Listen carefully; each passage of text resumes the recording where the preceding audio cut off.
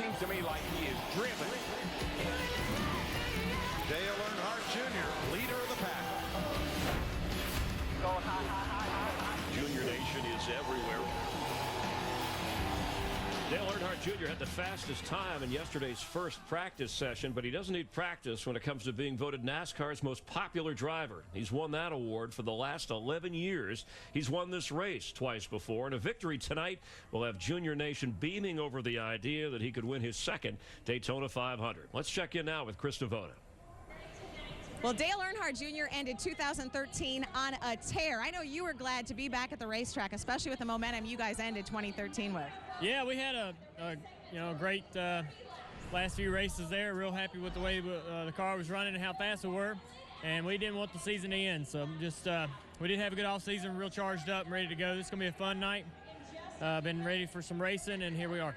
Okay, the problem is no bonus points, no wins last year. I know there's no points in this race, but can it set the tone for your season? No, not really. I mean, it's just an exhibition, and we're here to have some fun and hopefully put on a good show. Hopefully it's a good show for the fans.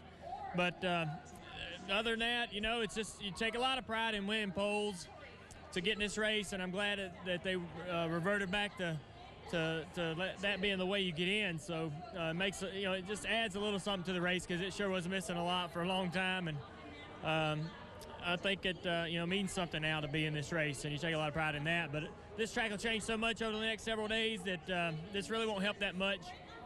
We need to get on that 500 car and get in practice and get that qualifying race, see how the thing drives, and start working on it. Means something and fun for the fans. Thanks, Dale. And the fans can still vote at sprint.com already. They've decided the 75 laps, 30, 25, 20, and still can talk about the order. There's a lot to this. But I want to talk about Dale Earnhardt Jr. It seems like he seemed in the strong finish last year with the Gen 6 car, a little bit more comfortable for him. And he was blazing fast at the end of the season, had a great run throughout the chase, and I like his attitude. We heard him talking there. He likes the way the car drives. He can't wait to get into practice for the 500 and see what he has there. I look for him to be a serious contender in the Daytona 500. I know Boyer's picked him to win the Unlimited tonight, and don't be surprised if he doesn't do that and then sweep the Daytona 500 too. He's got the talent to do it, and he definitely has the team to do it. Absolutely, a team. Every time I think of Dale Earnhardt Jr., I think of Steve Letarte. When those two got together a few years back, it was a confidence booster. He brought out Dale Jr. and Dale Jr. He really boosted his game. He was a lot more outspoken for everybody. He would hang around more. It's just his attitude changed in a big way. So, I already picked him. He's going to win. It's going to happen. And Steve Letarte, his crew chief, who has already said this will be his last year before he moves into television, something you guys are doing very well. But I can't believe that Junior's going to be 40 years old in this October, which is amazing. And I know last year he's had one win over the last 5 years. He finished second 5 times last year, knocking on the door. And there's nothing, Boyer can tell you that there's nothing that can make you hungrier than finishing second. Yeah. I mean, the biggest distance in racing is from first to second. Everything else really doesn't matter. If you're not the winner, nobody remembers who finished second. Who finished second in this race last year? I don't remember. Yeah, no, that's my point. The priority on winning all the way. Gotta win, baby. Around. I'm with you. All show long, we've been highlighting some of the drivers to watch tonight. Now, our pleasure to watch the guys who will be up in the broadcast booth, and you'll be joining them a little later, get their thoughts on tonight's race. It's an event that has gone from the clash to the shootout, and now it's unlimited. So here's Larry McReynolds and Mike Joy. Guys, good to see you.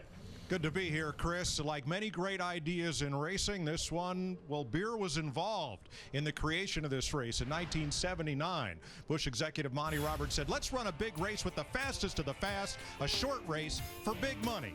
And Buddy Baker beat Darrell Waltrip to the finish line in the first Busch Clash. 20 laps, 50 miles, and Big Buddy Baker took home $50,000 for the win. This is the 36th running. 9 past winners are in this field. We've met some of the favorites. Larry, who else should we keep an eye on? Yeah, 3 drivers in particular for various reasons. I look at Matt Kenseth, his second year at Joe Gibbs Racing. He's never won this race, but if you go back to the races here in Talladega last year, he led a lot of laps. He was fast at all the restrictor plate tracks, and he looked awfully racy last night in practice.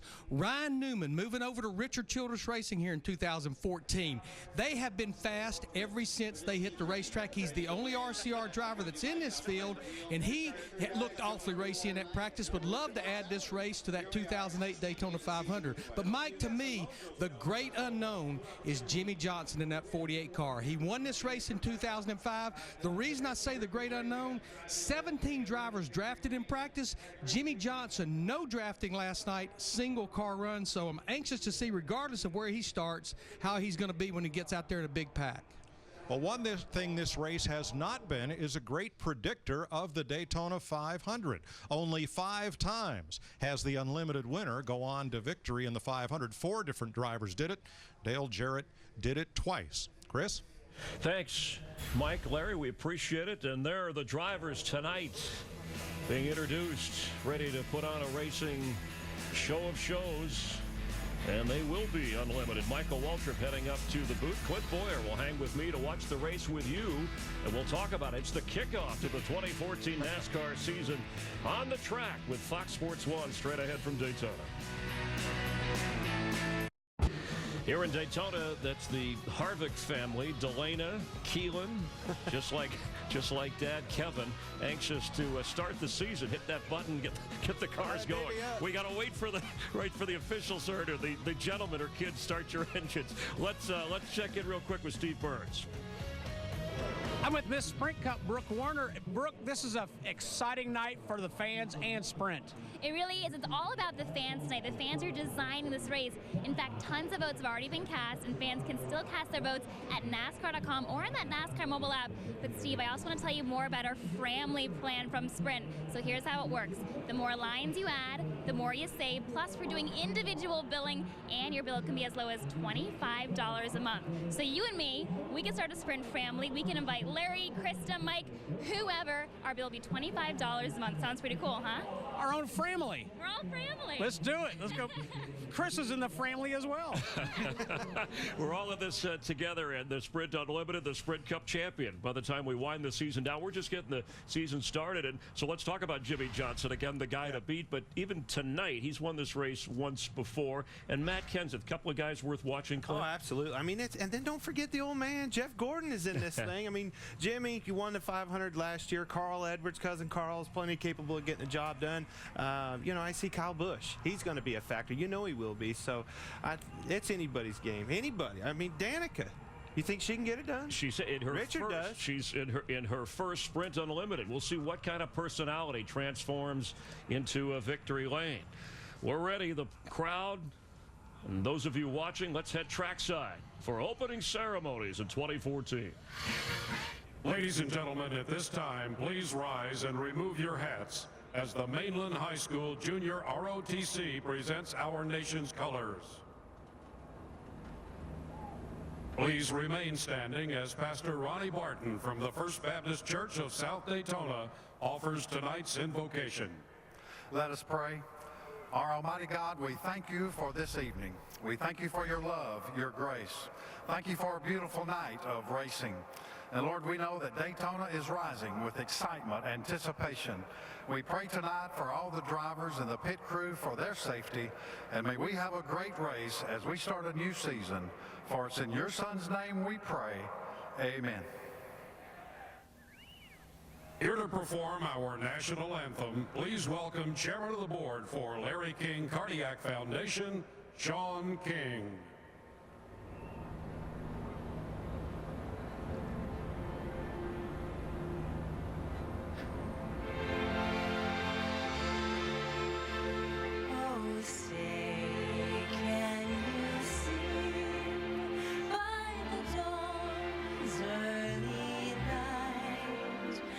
So proudly we hail at the twilight's last gleaming, whose broad stripes and bright stars through the perilous fight, o'er the ramparts we watched, were so gallantly streaming.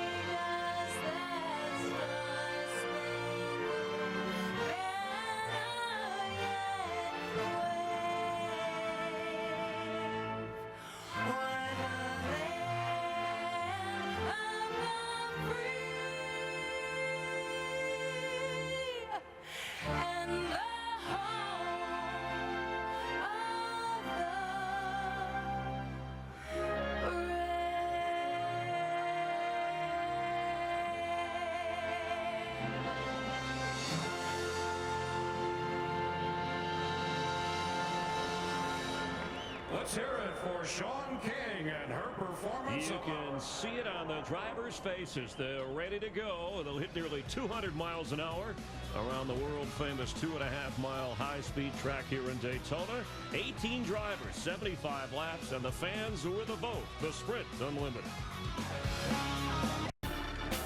Fox Sports 1, we're live in Daytona, and the drivers have been bottled up, and they're ready to go full throttle and race. 18 and fastest of the fast, going 75 laps. And our team of pit reporters have everything covered, starting with Chris Devoda.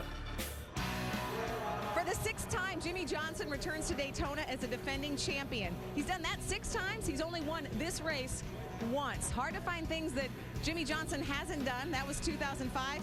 He said this is exciting because no points on the line. It's just bragging rights. And he said it can make a difference. It can lead to momentum. And he is here to have fun and win this race. Jeff Hammond? Well, the thing is right now, Krista, is the fact that our man behind us right driving that number 20 car, Matt Kenseth, he's never won this race, even though he's won the Daytona 500 twice. He led 26 laps in this race last year, and he's looking for having an opportunity to get that elusive win in this Sprint Unlimited, Steve Burns. Well, Jeff, this season is about redemption for Denny Hamlin. That early season injury last year caused him to miss 4 races. Worse yet, the team really never got on track except for that season-ending win at Homestead. Now, remember this, he was the fastest in practice last night. He is ready to get this season started, and he's going to do it right now. Chris? Thank you, Steve. And Kevin Harvick on a full moon night has won this event 3 times, along with Tony Stewart, the most ever in the history of this event. Dale Earnhardt with 6 victories. And Clint Boyer, 3 of the last 5 races in this event have been settled by a last lap pass. You expect another close one tonight? Absolutely. You're not going to ever get away from that in Daytona. It's always going to be that way. But, man, everybody's ready. A lot of tests and a lot of laps. Everybody's been preparing for this race. It all starts here. Including the fans, and we appreciate you watching at Fox Sports 1 wherever you're taking in the Sprint Unlimited. We do know this. It's a perfect weather night here at Daytona International Speedway. And now, for the most famous words in motorsports, please welcome your Grand Marshals for the Sprint Unlimited, Sprint fan Mark J. Corbin, and host of Larry King Live, Larry King. Drivers, start your engines!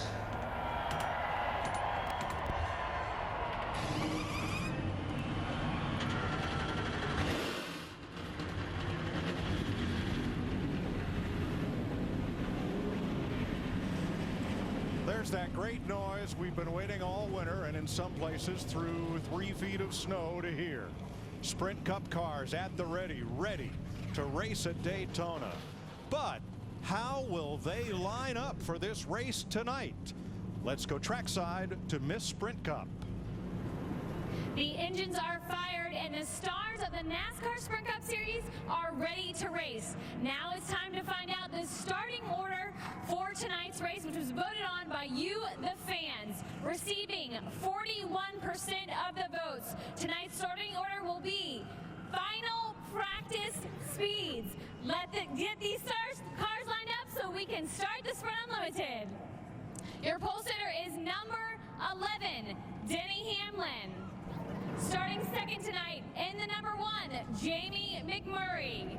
Third on the grid, number 17, Ricky Stenhouse Jr. On the outside of row 2, number 18, Kyle Busch. Fifth will be the number 2, Brad Keselowski. 6th place belongs to number 4, Kevin Harvick. Rolling off 7th in the number 99, Carl Edwards. Starting 8th is the number 9, Marcus Ambrose. In the 9th spot, 14, Tony Stewart.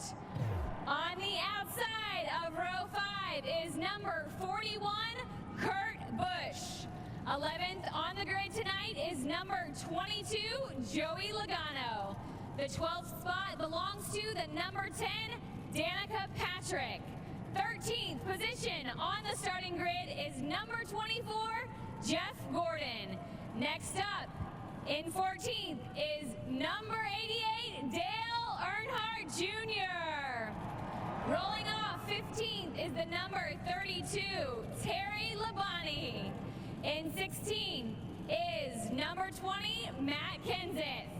On the inside of row number 9 is the number 31, Ryan Newman. Rounding out the field in 18th position is the number 48, Jimmy Johnson. Let's get the Sprint Unlimited underway. Remember, you can still vote. Thank you, Kim. That's how they'll line up tonight in the Sprint Unlimited here on Fox Sports 1. Around Daytona, fans voted on the race format, and they just unveiled your choice for the starting order. It's based on final practice speeds, which puts Denny Hamlin and Jamie McMurray up front, and 3 heavy hitters way in the back: Matt Kenseth, Ryan Newman, Jimmy Johnson. But 8 of the last 11 Unlimiteds have been won from back there. Take a quick look at the starting lineup. 20 drivers eligible. Ken Schrader, Mark Martin chose not to participate. So based on practice speeds, Denny Hamlin, Jamie McMurray, Toyota and a Chevy in row 1. Ricky Stenhouse in his first Unlimited, and Kyle Busch, the 2012 winner. Brad Keselowski, and the man who's won it 3 of the last 5 years, Kevin Harvick. Michael Waltrip, can you get him on the horn? I'll try. Hey, Kevin, it's Michael Waltrip up in the Fox Sports 1 booth. You got a copy, brother? Got you, man. You've won 3 of the last 5 of these things. I said earlier you got to be crazy to win one of these races, but yet you seem so normal. How do you do it? Guess I have good doctors, right? So, you know, this race is just a lot of fun. Just got to thank Jimmy Johnson, Sprint, and everybody for just letting us come out here and kind of have a good time and not worry about anything but the trophy and the check. Well, right there above the Budweiser sign in your car, it says Freaky Fast. Is that number 4 car Freaky Fast tonight, Bud? Oh, it's pretty good. I mean, it's all going to come down to just putting yourself in the right position there towards the end of the race. So it's as good as anybody, so we'll just see what happens. Well, when the checker flag falls, we're going to go to Brazil and watch Machata fight Mazazi. What do you think? Which one of those guys is going to win? Machida, man. Machida. Well, I'm going with Machida. We love some UFC fights, so tune in after you get done with this race. All right, man. Have a fun time tonight. We can't wait to watch you. You can tell he's a big fan. Did I say those names even remotely close? You're in the right hemisphere. It's okay. The Sprint Unlimited is the fans' race, and you had 3 big choices to vote on this beautiful night in Daytona Beach. The temperature got near 70 on a cloudless day this afternoon. A light breeze and clear skies tonight under a full moon, and you know what that means. On a short track Saturday night, that moon would have a gravitational pull, and it could mean carnage on the speedway. At least that's the superstition. We'll see how it plays out tonight. They had a big one in the ARCA race earlier today. Grant Enfinger took the checkered flag, but that was after a 18-car mid-race pileup. So the race format was chosen by you, the fans, tonight. You had 3 choices as well. And with the first leg locked in at 30 laps, the fans' choice: 25 laps for segment 2 and 20 laps for segment 3. Now, caution laps count all the way through. Regular race rules apply. Green, white checker, 3 opportunities at that if needed to get this one finished. Now, you can still vote on the restart order for the final segment. Go to NASCAR.com/Sprint Unlimited, or you can vote on the NASCAR mobile app. And after the second of 3 segments of this race, that's when the teams, the broadcasters, and you at home will find out what the choice is. Tonight's aerial coverage provided by Goodyear. Everything they learn making tires for the grueling demands of NASCAR inspires what rolls into yours. Goodyear, official tire of NASCAR. Mike, these guys are just breathing a sigh right now. They're comfortable, they're happy, they know what lies ahead. This is going to kick off the 2014 season on the high banks of Daytona. It's getting ready to get intense. If you're out there, you're in your happy place right now, I'll bet. But it's so interesting coming to the green. You know what you've got to do, and you're a different person. When that green flag flies, it's all bets off. You just go for it. And Mike, I had no idea how the vote was going to come out for the starting order, but I find it so ironic. The three drivers that I talked about, they're the three drivers that starting at the tail end of the field. Matt Kenseth, Ryan Newman, and Jimmy Johnson. You're riding here with Dale Earnhardt Jr. Remember, he's starting in the back. I think you better keep a close watch on those 4 or 5 drivers back there coming from the back to the front. What about our man JJ? He hasn't had one lap of drafting. He's going into this thing cold turkey, starting in the back of the field. But you're right, Larry. Look for those back cars to charge toward the front. Now, 17 of these 18 cars will not race in the Daytona 500. The exception is that silver car toward the back, Terry Labonte. His Frank Stoddard team is using the same car all throughout Speedweeks for the Unlimited and for the 500. And the direction from the crew chief and the owner, just race hard. We don't need that car anymore. Disposable cars. That's right. Hang on and let the rough side drag. You and we have waited all winter for this. For that pace car to make the hard left turn coming out of turn number 4. And 18 of the world's best stock car drivers address themselves to the starting line for the first of 3 segments in the 75-lap Sprint Unlimited. Green flag, and here we go.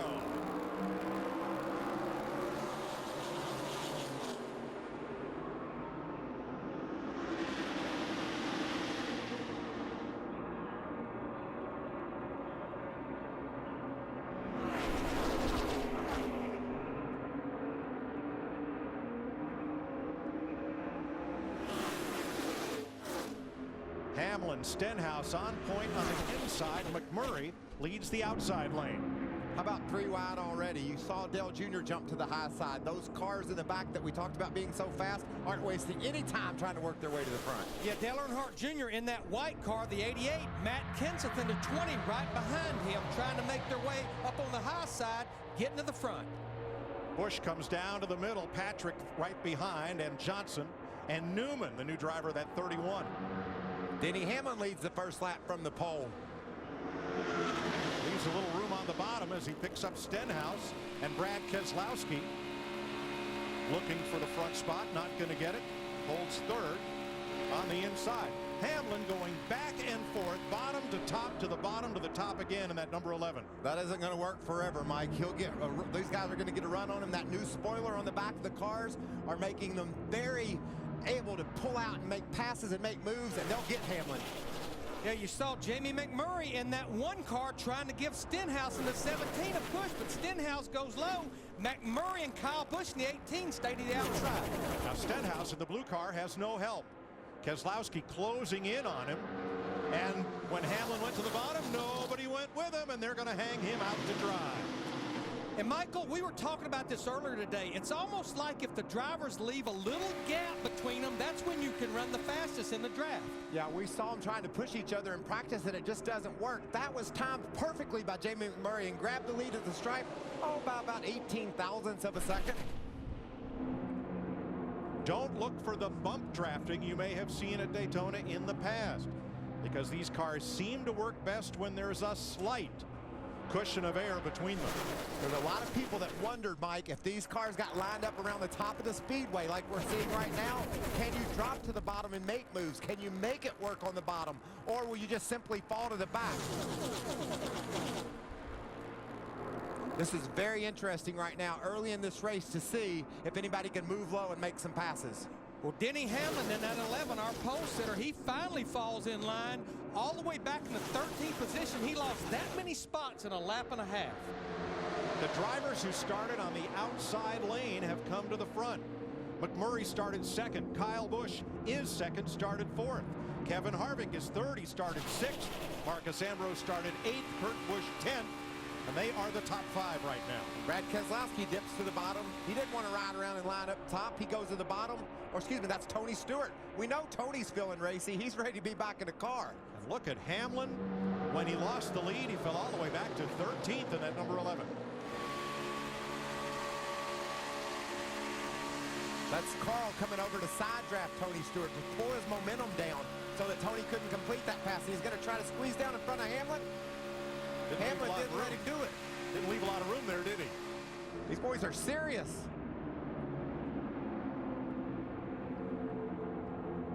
Yeah, look at Tony Stewart in that 14 car. Steve Burns talked to him in the pre-race show. You can tell after being out of a race car for almost 6 months after being injured in a sprint car accident, how excited, how pumped up he was to be back in a race car. Stewart leads the second pack. How long will it take for this group to catch up with the leaders if the leaders stay single file? He closed in a couple of tenths of a second that lap. He's definitely going to make ground on them. Be interesting to see when he gets there if he uses that momentum he has to dive to the bottom again. He made it work. He's been the only guy to go to the bottom and make a pass.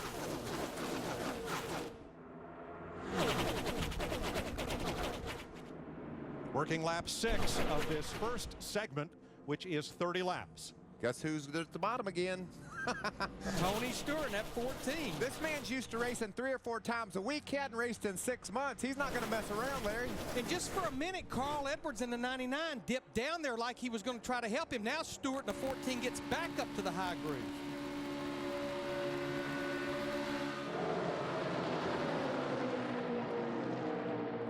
And they're back in one big pack in about a lap.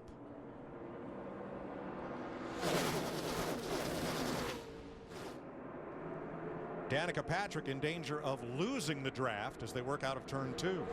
When you get in that position, Mike, you're just hoping that someone will pull out and make a pass, make that aerodynamic draft bigger so you can close back in. She's in jeopardy right now. And if you're Jamie McMurray, Kyle Busch up in the front, you're pretty comfortable with things. Running side by or single file, leading the race, you don't really want things to change. But these boys in the back, led by Tony Stewart, they're not going to sit around. Now you're riding with Danica Patrick in the 10. You can see that pack is getting smaller and smaller. Watch the 48, Jimmy Johnson, the 99, Carl Edwards. They got a little close there. As Carl pulled out to pass. Should I get back in? No, I better go. And that was all a move by Carl to take Jimmy's momentum away. He got right on the quarter panel of Jimmy Johnson so that Jimmy would slow down. And you know what? It almost worked.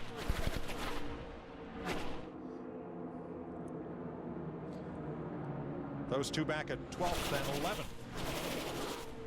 Jamie McMurray continues to lead.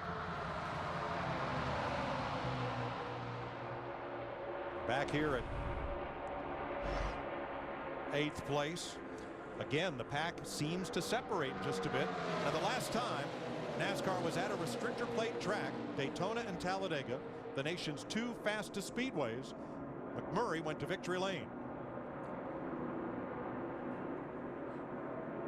We're looking at the front end of Brad Keselowski's number 2 car. You can see right below that big grill opening, that's where the actually opening is that puts air in to cool the radiator. And we were hearing that maybe one reason he was getting out of line, there may be a little debris on there that could make it start to run a little warm. There goes Tony again to the bottom. He just keeps picking them off one by one. I love his attitude. Tony Stewart to the bottom to 7th place alongside Dale Earnhardt Jr. as Jamie McMurray leads the Sprint Unlimited at Daytona.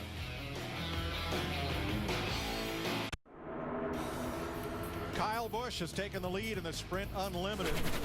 Went underneath Jamie McMurray, slid up top, and took over the front spot. Jimmy Johnson trying to work the bottom, and you can still vote on how they will line up for the final 20-lap segment of this race on the NASCAR mobile app or NASCAR.com/Sprint Unlimited. Michael, the top group is where the leaders like to play. Tony Stewart, Jimmy Johnson, others trying to make something happen on the inside. You know, if I'm in the back, I want to get some guys together and go to the bottom. We're seeing a group form up down there. The shorter way around the track is the bottom. I think that bottom groove would work if you just got enough guys down there to try it. Yeah, that's what I love. Michael's exactly right. I see Tony Stewart out there. He's eager to race, baby. He showed up ready to go. Moving down to the bottom, making moves. He's learning, and that's what this race is all about. He's moving forward. He gets back in line, gets some momentum, dips back down, and gets some more. Sometimes it prevails, sometimes it doesn't. Danica Patrick in the 10 had lost the field by about a dozen car lengths, but gained it back up past Brad Keselowski. You know, if I'm Logano on back through there, Stenhouse, those boys, I'm going to get behind these cars that are on the bottom and try to get a group together. But the driver that's making a little hay on the bottom, Jimmy Johnson in that 48 car, he's pulling Carl Edwards in the 99. They seem to be able to make the bottom work right now as they keep inching toward the front. And now they're coming up on the 1 of McMurray. I just think that bottom will work if you get enough cars together down there. Michael, it seems they're 2 miles an hour slower than the leaders up in the high groove. Krista.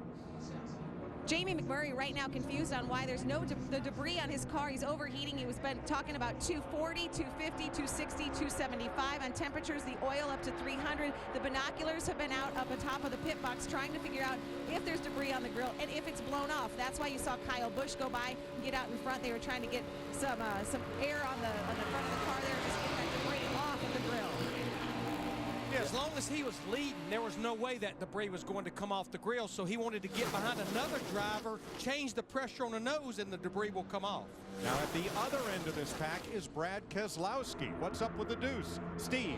Well, he just confirmed something Clint Boyer just brought up, and he said, woo, I made a move there that didn't work. I learned my lesson. I'm just going to concentrate right now on running as fast as I can.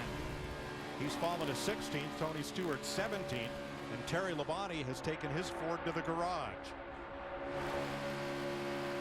Halfway through the first segment of 3 tonight in the Sprint Unlimited. They're almost there, Larry. I like what I keep seeing with that bottom groove. You see Kevin Harvick in that Ford. He's bringing that group, and now they're up there 2 by 2 by 2. Looked like Kurt Busch got a hold of Marcus Ambrose there, gave him a little bit of a push, and it made him wiggle. Harvick makes the pass on the bottom, bringing Jamie McMurray in that extremely fast Chevrolet with him. There's our buddy Harvick, freaky fast. He's out front. And the 48 of Jimmy Johnson up 14 positions Mike, from where he started this race. How does he do it? He never practiced any. He did a lot of it on the bottom of the racetrack, though. Riding with Dale Earnhardt Jr. This is making me happy. I like this bottom groove. I like this side-by-side racing. Jimmy Johnson was 10th on lap 12. Now at lap 17, he is 3rd, chasing Kevin Harvick and Jamie McMurray.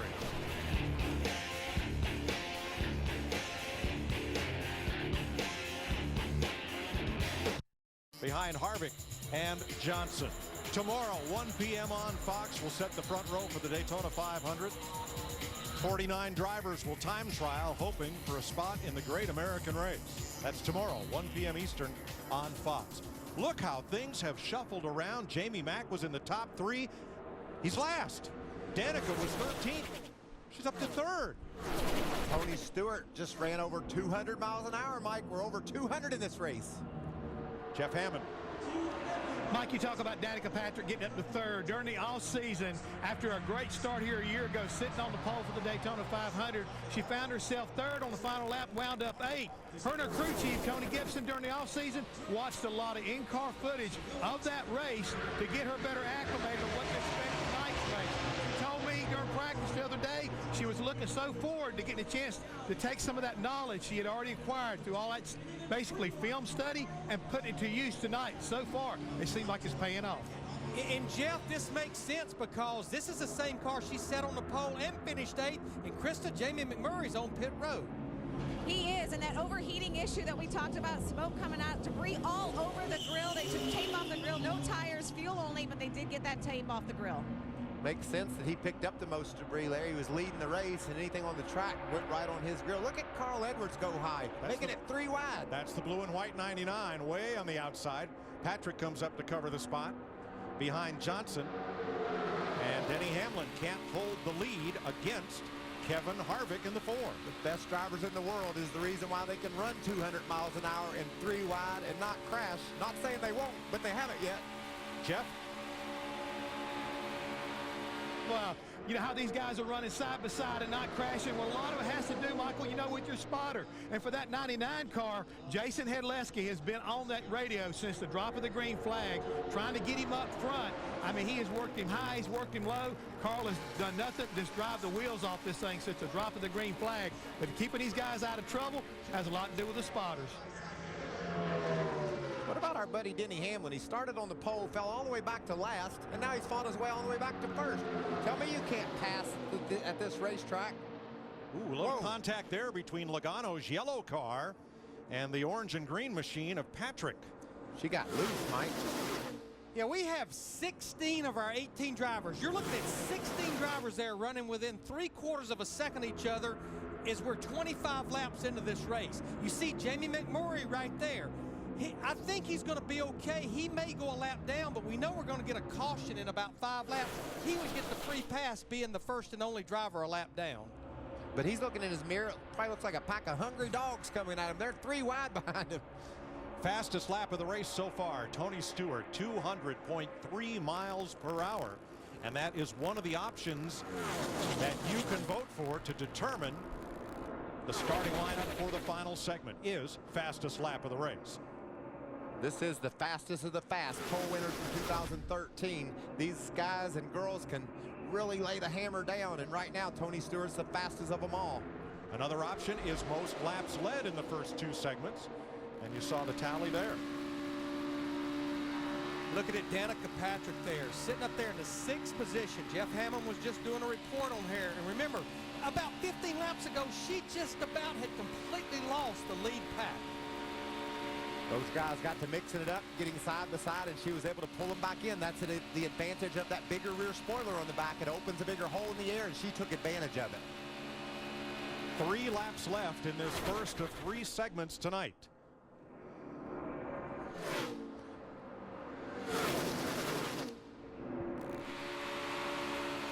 Two laps ago, it was Brad Keselowski who got his number 2 into the back of Danica's Chevy. Ooh, that's not where you want to do it either, coming through the travel, but the cars are a little bit light through there anyway. That's the loosest part of the whole racetrack. You got a guy pushing on you, that makes it worse. Right, that was the contact. It was not Keselowski's teammate Logano in the 22, but they're all pretty much in the same position right now. Now they're heading back into the trial. They're going to catch the lap car of Jamie McMurray in that 1 car, as we're now going to have 2 laps to go before that first caution. And Jimmy Johnson makes it side by side back for the 3rd, 2nd spot, and they're going to have to go 3 wide around McMurray. Steve, Ryan Newman in the 31 has been very quiet in this race so far. Mike, he was up there mixing it up for a while. He's going to school right now. He just said, I am just studying what these guys are doing up front. He said there's a lot of side drafting going on right now. And side drafting will get you loose. Guys just want to get right up to your quarter panel, and they can push your car around, especially through the trial or in the corners if you try to do that. That's a risky maneuver. Michael, we're seeing a little bit of bump drafting. Keselowski gave Patrick another shot and then dropped to the low side. And they're going to leave her up in the high groove as Kyle Busch moves to the bottom and on by. What effect does bump drafting have the way things are right here as we're a lap to go in the first segment? I just haven't seen it be an advantage yet, Mike. All I've seen it do is hurt. We saw Danica fall back. It gets guys and girls sideways when you run into them. I haven't seen anything that I like about bump drafting right now. Kyle Busch riding with the number 18. That's Stenhouse, the 17 alongside. Really solid run here for Denny Hamlin from the front to the back. Oh! Jimmy Johnson around. Headed for the infield wall and bounces off the safer barrier as they come to the caution flag, completing segment 1 and likely completing Jimmy Johnson's night. You all right, brother? Yep. All right, my man. Oh, the left side of that car is all torn up.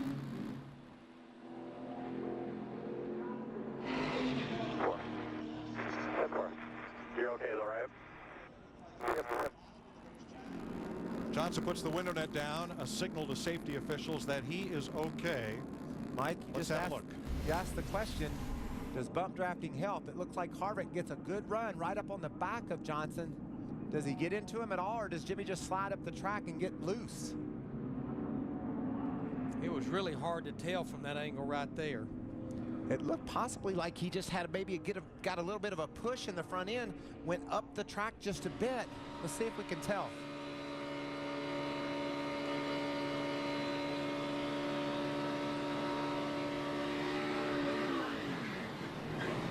You could definitely hear the RPM come up on the engine.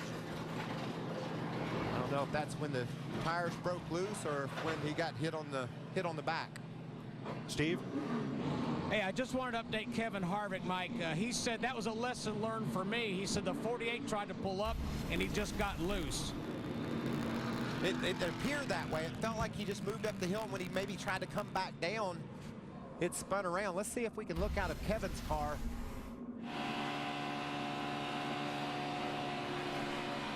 Yeah, he just got loose. Yeah, no apparent contact between those two, but Johnson went to the inside safer barrier and then through the grass. And this would be the third straight time that he has failed to finish the Sprint Unlimited. Not a mark on the front of that car, is there, Mike? No, no contact, I don't think. The first segment ends with Jimmy Johnson climbing out of his wrecked race car and Denny Hamlin the leader.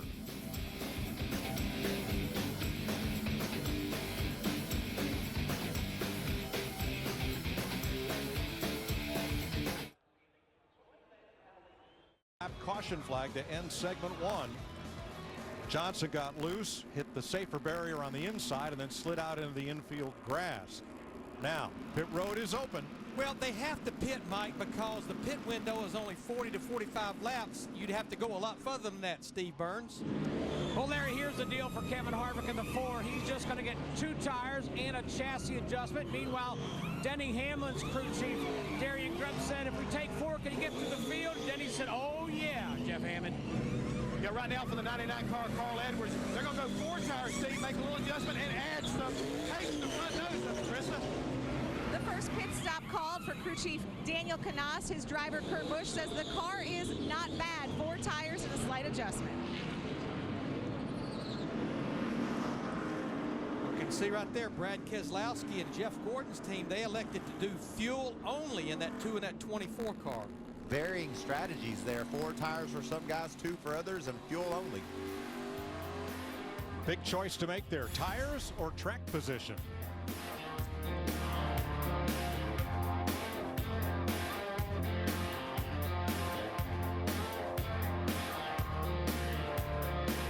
Harvick.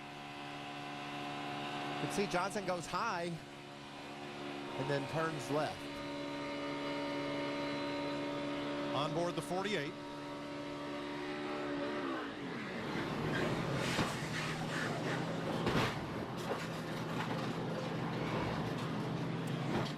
And Michael, he had Kevin Harvick right there at that left rear quarter panel, which puts you in a bad situation as well. Yeah, it makes you lose for sure, and that's why the bump drafting is so tricky. And if you just get real close to someone, you can almost get loose. And Kevin Harvick said over the radio there was no contact between them. Johnson came up, got loose, and went around. Green flag for the restart. Brad Keselowski with no tires. Jeff Gordon in the 24 did not take tires, nor did Danica Patrick, but her fuel man was over the wall too quickly. She had to come in for a penalty. She'll restart at the back. So she got her 4 fresh tires when she served her penalty. We heard a report from the pits. They asked Denny Hamlin, could he get back to the front if he took 4 tires? Oh, yeah, well, he's only starting 4th, so he doesn't have to go far to get there. On the break, a little contact between Keselowski and Gordon. Here we are 3 wide. Ambrose in the 9, Kyle Busch, Jamie Mack. And Danica pulls up. Kyle Busch had a bit of an extended period of a stay on pit road and went to the back, so he'll be battling to get back up through there. Now this segment is just 25 laps. Keselowski the leader, way up high this time. Hamlin with him. Gordon trying on the bottom with Harvick.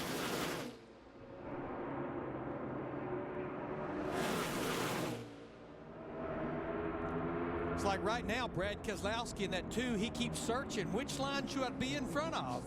We saw Hamlin out front doing the same thing. You can only block for so long, though, Larry. Somebody get a run on you, and they'll pin you down. Jimmy Johnson, released from the care center, is with Jeff Hammond. Thanks, Mike. Yes, Jimmy, are you okay first and foremost, and then what happened? Yeah, I'm fine, absolutely.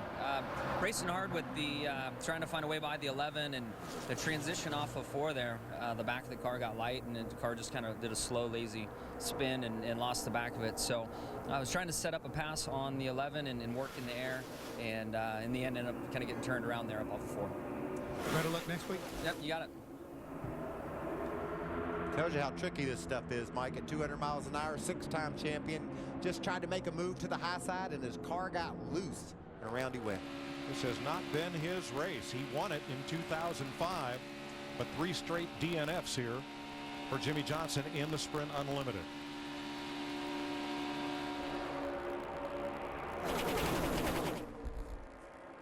You know, so far, no tires seems to be the right call. At least for Brad Keselowski, who leads this. Jeff Gordon is in 7th, and we're told that Ryan Newman's number 31 has lost its power steering.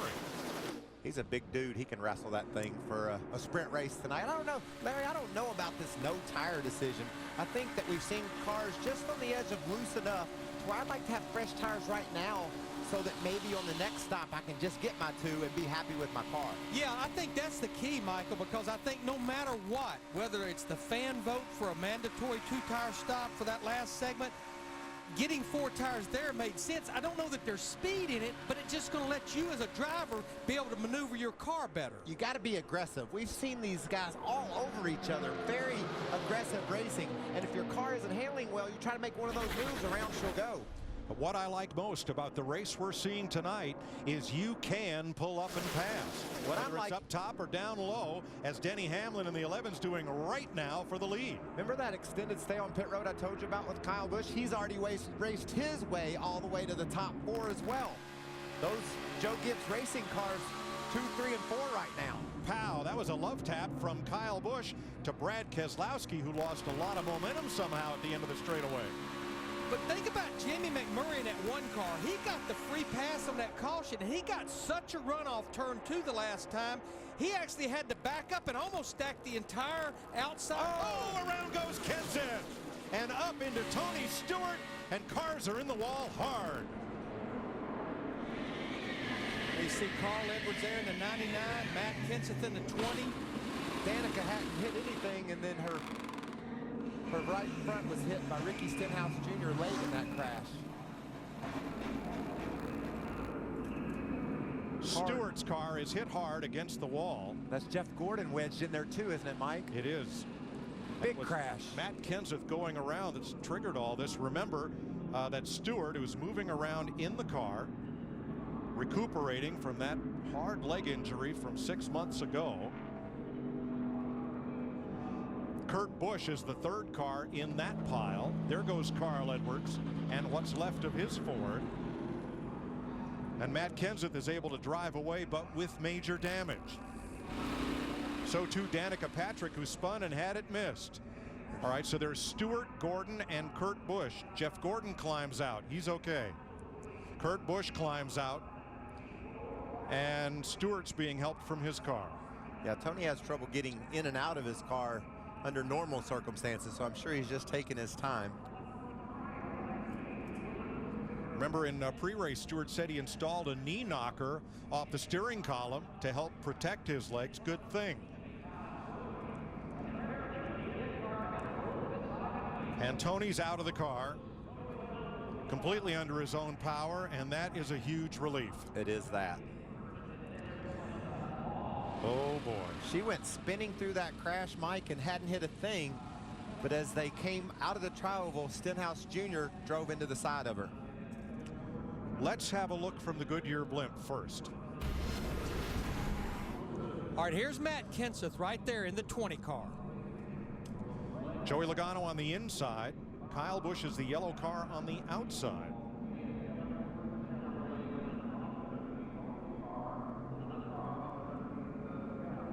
Looks like Matt went to dive to the bottom, and Joey was already had a nose in there, and around Kenseth went. You can see hard contact to the right front for Stewart.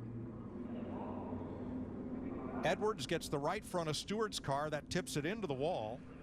Watch Danica. She's sliding. She hasn't hit anything. Nope. She's in the orange and green car.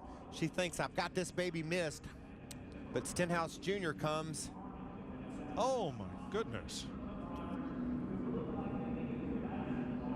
All 4 Stewart-Haas Racing drivers were involved in that wreck. The bright yellow car, Kenseth, he's coming down because Brad Keselowski slowed up. He was trying to get out of that lane, but like you said, the 22 of Logano was already there. Logano got there. Matt decided he was going to hook a left and dive low. Dale Jr. misses it on the inside. Stenhouse was...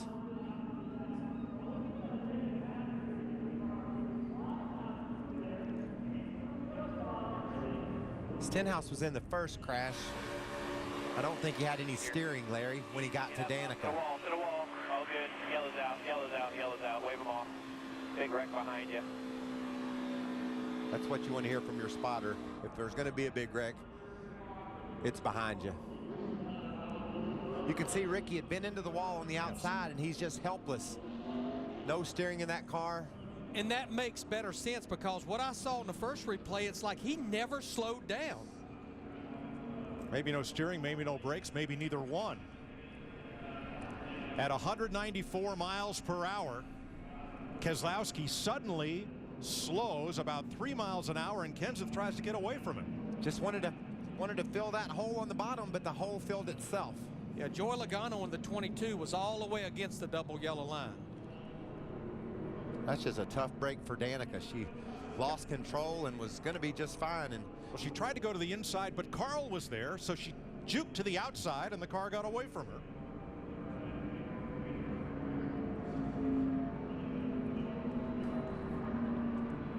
Watch the 24 of Jeff Gordon. There's Ryan Newman getting by. And look up top, Gordon Mike. tipped up into the 99 of Edwards, and Kurt Busch piles in the 41. And then here comes Stenhouse. Hard contact into the outside wall, into the back of Kurt Busch. Lifted him up. Lifted Gordon up. And now he's just a passenger. And that's why the 17 of Stenhouse had either no steering or no brakes and went straight into the path of Danica. Here it is. You're riding with Stenhouse. Wow.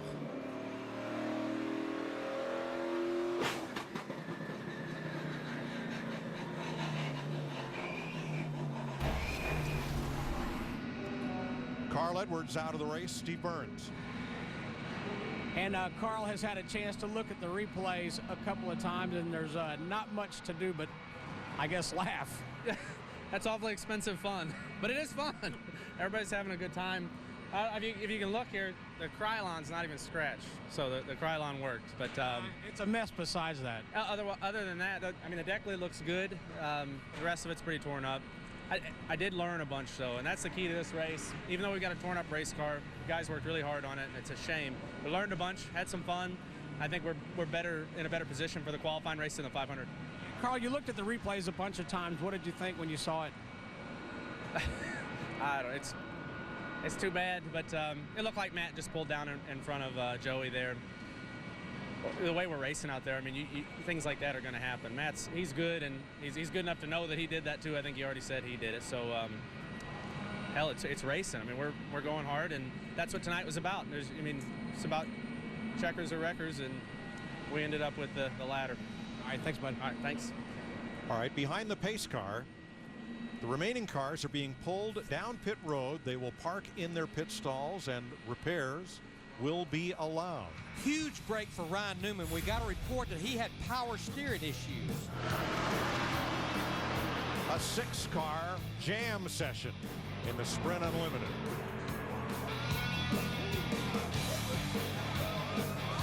A wreck involving as many as 8 cars is pretty much half the field after what we've seen so far. Let's go back to the beginning where the evening started, and Denny Hamlin falling back through the pack, then working his way back up in the 14-car Tony Stewart, back racing for the first time since that leg injury, using the bottom of the track.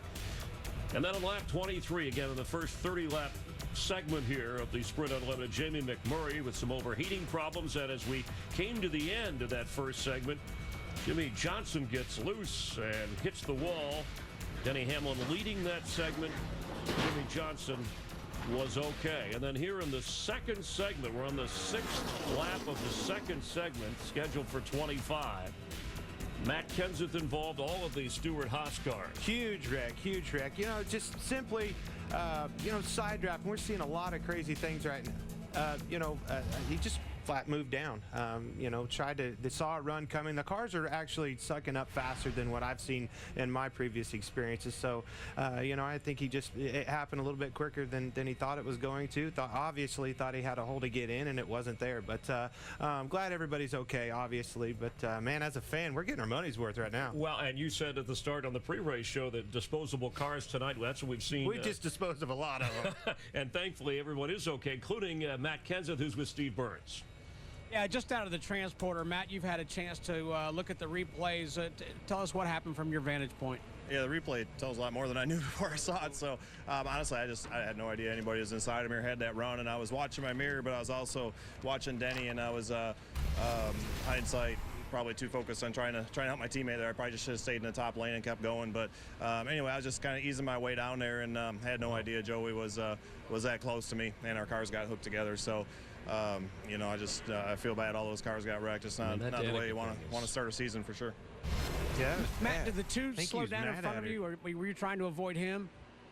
I don't know. I was just trying to watch both lines for which momentum they had, and obviously if you got a teammate up there, you're going to try to help him, and I was trying to watch the momentum of their lines and try to get back with Denny and get him out to the lead, and also try to watch my right side stay in line, and just like I said, I just didn't know that 22 car was down there that close. I thought I had a good half a car length to 3/4 of a car length, and by the time I looked away from my mirror and looked back the other way, he must have got a run and got in there and didn't see him. All right, thanks. Appreciate your time, Matt. Thank you. Let's go up to Mike Joy. Thank you, Steve. Kenseth out of the race. Joey Logano's car under repair under this red flag. Teams are being allowed to work on the cars on pit road. That's contrary to standard race procedure. Kevin Harvick with a lot of right side damage. And let's take another look at what happened to Ricky Stenhouse, who piled into the back end of Kurt Busch. Well, first of all, Stenhouse has nowhere to go. They pile up in front of him. He's on the high side, and he's going to pile into them. But as he comes off of that crash, listen to the motor. Listen to the motor accelerate.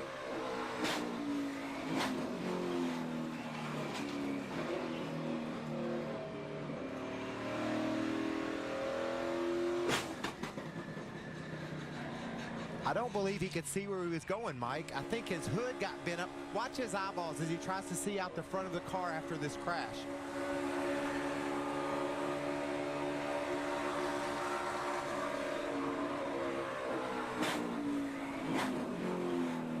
He's going to downshift to third.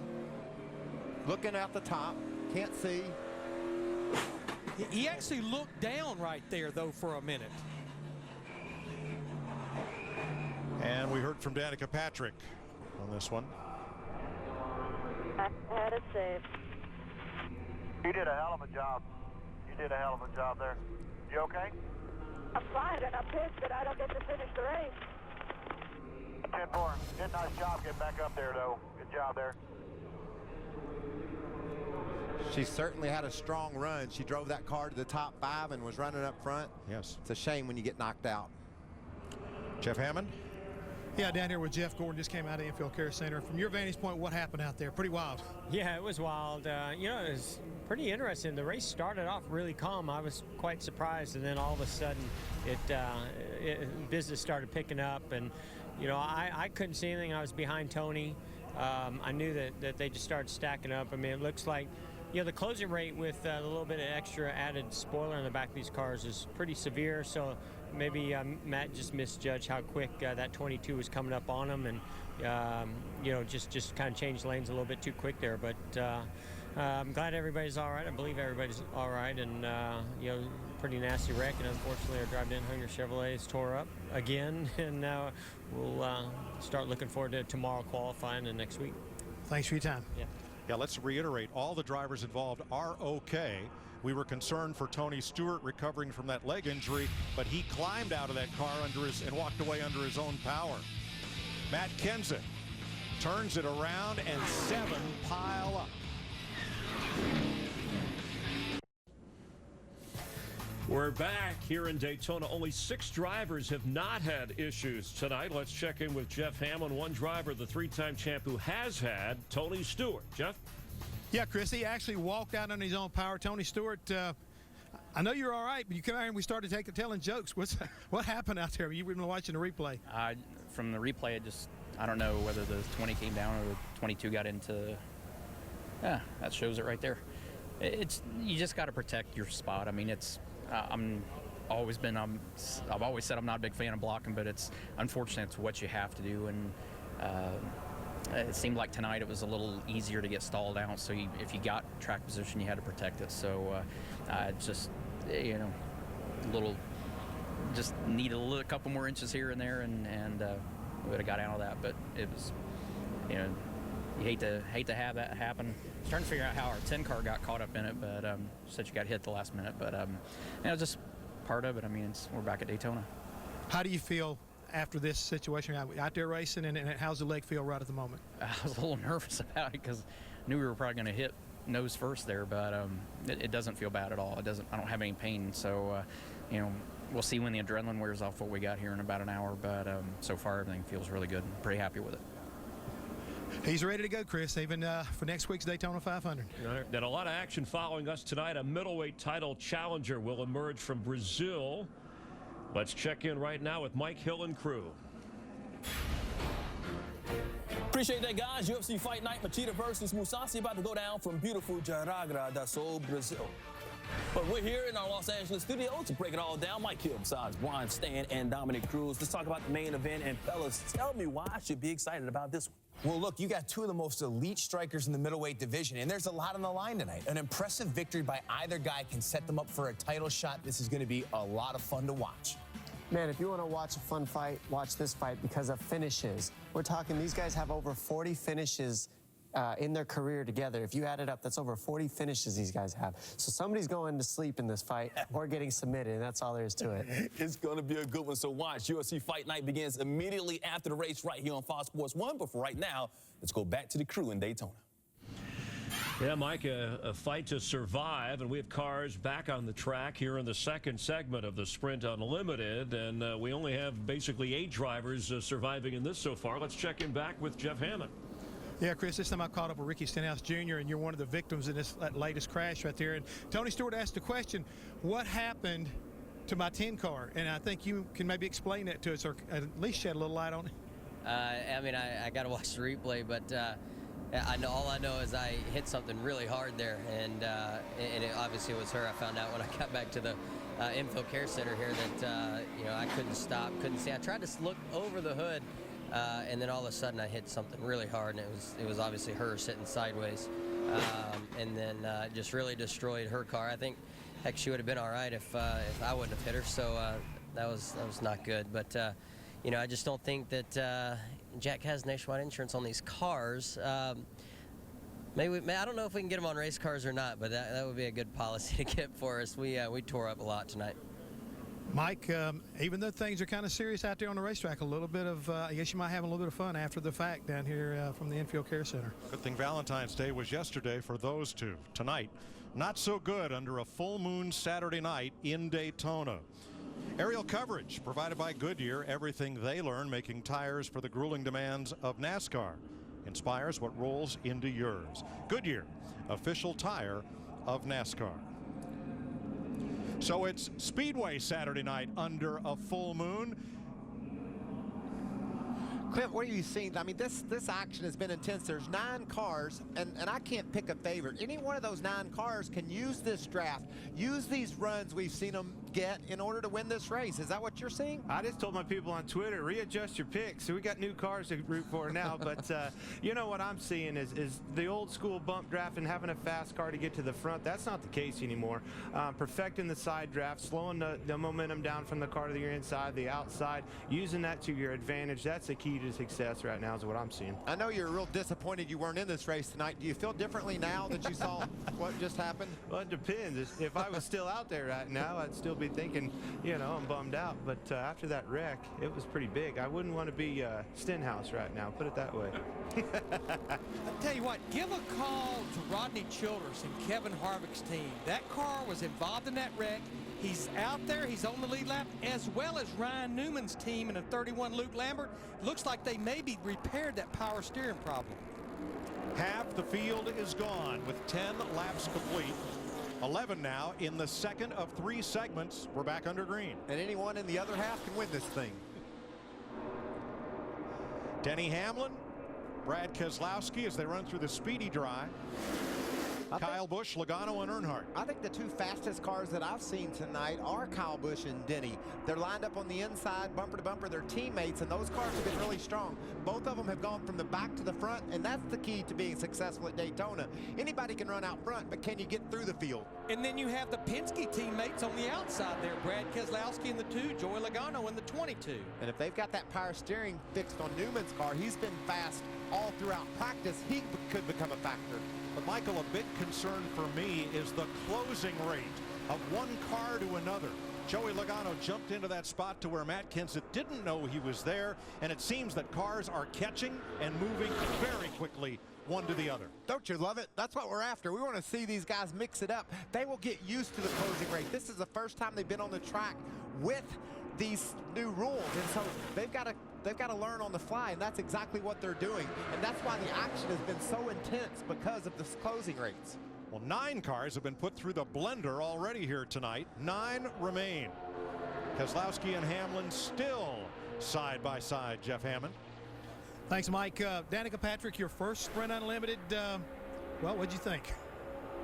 I'm bummed it got cut short. That was really fun. Learning a lot for sure.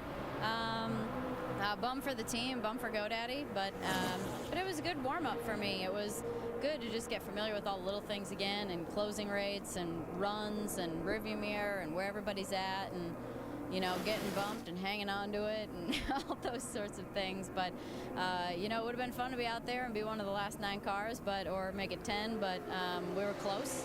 As soon as the accident happened, I looked like it was going high, so I went low, and I went as low as I could, and I thought I'd just end up going straight through the grass, but it hooked and it spun, and I'd about come to a stop, and everything was fine. I thought, I'm going to need 4 tires, and then I got hit. So got hit by my boyfriend. What a bummer, right?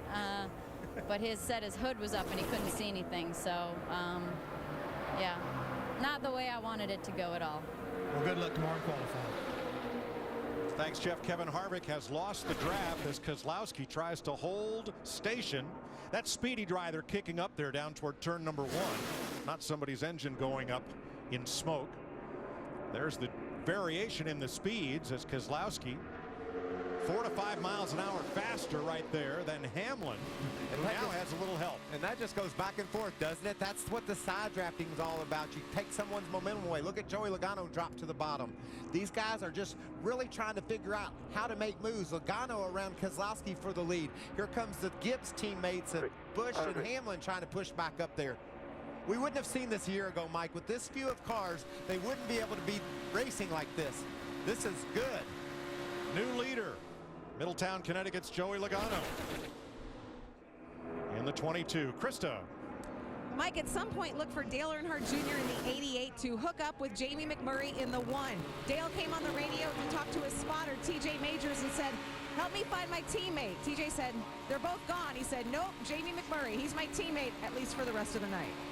Well, they're both in Chevrolets, as is Ryan Newman and Kevin Harvick, who has lost the draft by a full straightaway. Here, there's a lot of real estate between Dale Earnhardt Jr. in the 88 and Jamie McMurray in the 1, but they both run the Hendrick engine plant. Now, we just saw Kevin Harvick there for a moment in the 4. We saw that he actually had a tire rub, Steve. That's the reason he's lost the draft. Yeah, that's exactly right, Larry Mack. He just told his crew, my car went high going into turn 3 like I have a tire going down. But the saving grace, he knows there's a caution in about 9.5 laps, so they'll be able to get the pit road and maybe rectify that problem. Just need to ride it out here for about 9.5 more laps. Must have figured out it was something else, though. He stayed on the track. He wouldn't be doing that with a tire that he thinks going flat. I wouldn't think. These guys have lined it up. They're probably content to run to the break with some sort of order, but I wouldn't be surprised if somebody did decide to make a move. But this order right here has no teammates nose to tail. It's Ford, Toyota, Chevy, Toyota, Ford, Chevy, Ford, Chevy. So no help. At least no intentional help right now. Looks like Hamlin's getting a little bit antsy in that second spot. He knows he has Junior behind him. Dale Jr. has a really fast car. Then he's backed up to Junior. I think that's on purpose, Larry. I think he came off the gas, got a little gap between he and Logano, now making a big run on him. There they go. Yeah, Joey Logano on that 22, he could not hold him off that time. He had no choice but to get out of the way. And that's just smart racing by Hamlin. They're trying to figure out what it's going to take to win this race later on tonight, Larry. Then he backed up to Dale Jr., got a run, left Logano out front on his own, and around him they went. Now, when they wave the yellow flag for the end of this segment, which is coming up in just 8 laps, or about 6 minutes from now, the vote will close as to how to line them up for the final segment. Should it be a mandatory 2-tire pit stop and how they come off pit road?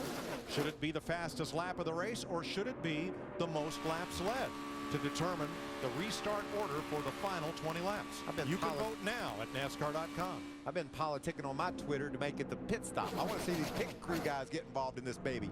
What that accomplished, it makes these guys want to run hard here in the closing laps, be the first on the pit road, and it involves that pit crew. You know, one driver we have not talked about is Marcus Ambrose in that 9 car, sitting there in 4th place right now. Dodged that big wreck, and a solid run for Marcus Ambrose. And just to review your choices, the fastest lap of the cars that are still out there: Brad Keselowski, Kyle Busch, Ryan Newman. Most laps led: Denny Hamlin, Jamie McMurray, Kyle Busch. First off pit road after this next caution flag? We'll have to wait and see. And Steve Burns did give me a confirmation that Ryan Newman's crew did get the power steering fixed during that red flag on that 31 car. You're riding with him here. Well done. And I want to guarantee you, Clint Boyer down in the Hollywood Hotel and all the drivers watching this race took note of that move that Denny Hamlin just made, backing up, hanging the leader out to dry, more or less, by getting help from behind to make that pass. We'll see if Dale Jr. pulls the same move to get around Hamlin. Brad Keselowski completes that pass in his Ford number 2. So going back to the big pileup, it appears that the slowdown by Keselowski that caused Kenseth to change lanes was simply a matter of working the draft and the disparity in speeds between the 2 front cars. Nothing more than that. Side drafting can slow a car down 3 or 4 or 5 miles an hour. You can put that right front quarter panel right on that fender of the car you're beside and really hold them up. Look at the run Logano has in the 22. He caught his teammate like the two were magnetized together. And that was a saving grace for Brad Keselowski in the 2, because he was down at the bottom of the racetrack with no help whatsoever, and he finally got help, and then the rest of the drivers went there to the bottom. Denny Hamlin's led 18 laps tonight, make it 19. This is good-looking stuff. These guys are really using their brains to try to figure out where to put their car in order to be able to make a move. And this is just 75 laps tonight. A week from Sunday on Fox, 200 laps, 500 miles, 43 cars. And I see a last lap pass for the win of the Daytona 500 straight in our future. This is a small group of cars, and yet they're able to make these moves. You put 30 or 40 of them out there together, whew, it's going to be great.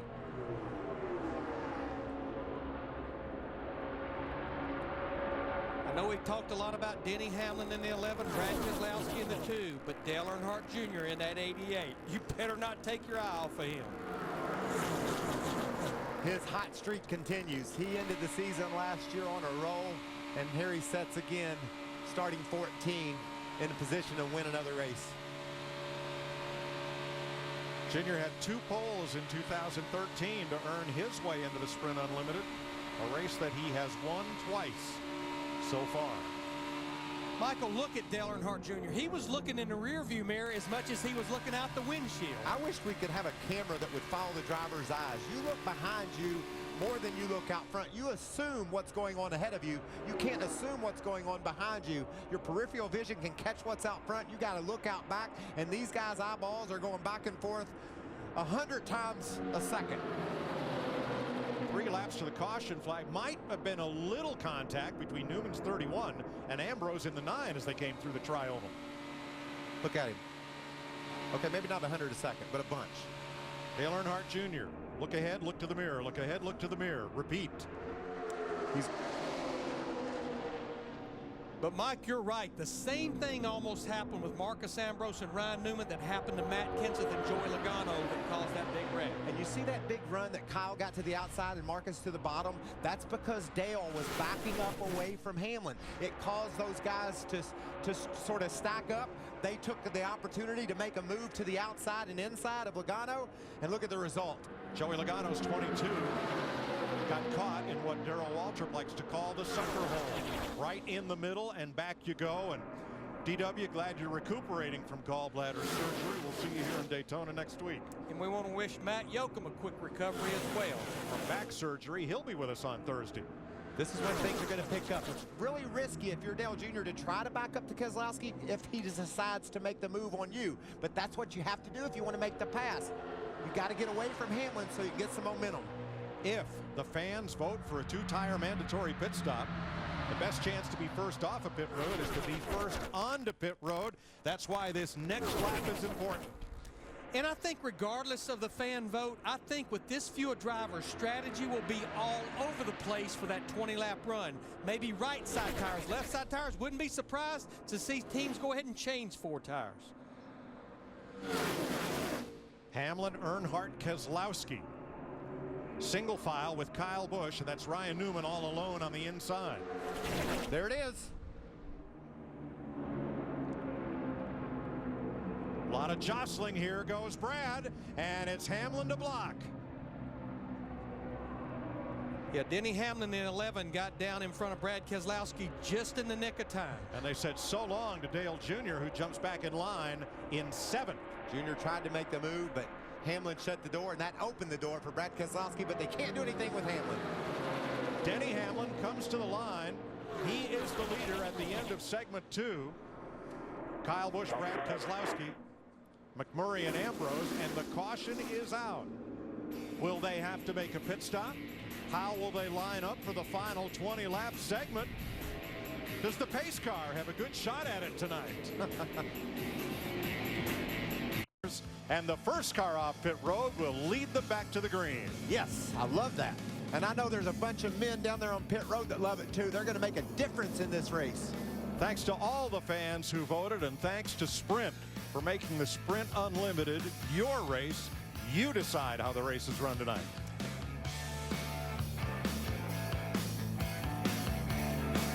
So Denny Hamlin, by being the leader at the end of segment 2, has put himself in great position. Brad Keselowski, Kyle Busch, Jamie McMurray, Marcus Ambrose, the first 5. You know, we talked at the start of the night about the 1979 Busch Clash, the very first race in this series that now has run 36 years. Well, it had 9 cars and went 20 laps. What are we about to do? Run 9 cars for 20 laps for $200,000 to win. And what I would have thought, if we'd have had all 17 or 18 drivers still out there, I think for track position, these drivers may have opted to go with possibly just 2 left side tires to get in there and get out there quick. But as I pointed out earlier, it's a minimum 2-tire stop. You can change 4, and I would not be a bit surprised to see some of these drivers change 4 tires, Michael, like we were talking earlier, to be able to let you to maneuver that race car on 4 fresh Goodyear tires. Well, Denny Hamlin has been from the back to the front. He knows he can do it. 20 laps is plenty of time to race through 9 cars. I'm like you, Larry. This team also, Denny is very confident in his pit crew. He said he has the best pit crew on pit road. I wouldn't be surprised to see him get forward, thinking that he won't lose all 9 spots. All right, crews at the ready. Now, Kevin Harvick's car is already on pit road. They continue to repair crash damage on Harvick's number 4 Chevrolet. On the right of your screen is the order in which they will enter pit road, and the green light is on. Pit road's open. Here they come to determine how they will line up to restart. Steve. Okay, here we go, Mike. Brad Keselowski cheering his team on. He said, boys, get those lug nuts tight. Meanwhile, Darian Grubb, crew chief on the 11, said, don't slide your tires, don't make any mistakes. Perfect stop for Denny Hamlin in that regard. Krista. Jamie McMurray just a little bit loose. They're going to make a slight adjustment in those tires, but nobody was more excited with the way the fans voted than Kyle Busch's crew, one of the best crews on pit road. His 2-tire stop is done. Looks like he had a lot of wheel spin getting out of his pit, though, Krista. It appears the only driver that elected to go with 4 tires, Ryan Newman, in that 31 car. Big jump for Dale Earnhardt Jr., picking up 4 positions on pit road, and Joey Logano picks up 2. Cruz getting it done. Get ready for the finale. 20 laps to go in Daytona tonight. The more you know, the faster it gets. NASCAR.com. Powered by NASCAR. We welcome you back to Sprint Unlimited here at Daytona International Speedway. Chris! And wait, let's Clint Boyer. We have a caution for the caution car. Yeah, the pace car caught fire moments ago. And Burn the thankfully, pace car up. everybody is safe. They were able to hop out. There's the pace car, the blue car in the lead. And what happened? Now, we do have a spare pace car, Clint, but have you ever seen this? I have never seen anything. You could just, this is a full moon night. Everybody is driving crazy Look tonight. how Faye's trying to get her back. Talk Boys, about I'm on fire. Driving the wheels off that thing. Help me, Oprah Winfrey. I'm on fire. But look at the fire. Then it's like, hey, enough of this. We got to get out of here. I mean, we're putting on a show is one thing, but let's leave the driving to the professionals. Right away, you see the fire unit, the rescue You group. can't make this up. On This hand, is happening. And they put out the... Abort! We're on fire! And everybody's okay. Let's check our Sprint Unlimited race summary as they put out the fire. And that's our job sometimes, is to put out fires around here. And everybody was safe. Denny Hamlin in the first 2 segments. He's led the most laps. The major 8-car wreck that at the time took out half the field. And Tony Stewart involved in that. Jeff Gordon involved in that. And earlier, we had Jimmy Johnson, who had a little... got loose and he hit the wall. He was okay, but it's been that kind of a night. And Jeff Gordon explained it. He said a slow start to things, but things got crazy. He talked about the closing rate being severe. So what kind of close to this with 20 laps to go are we going to have? And 9 drivers. You picked Dale Earnhardt Jr.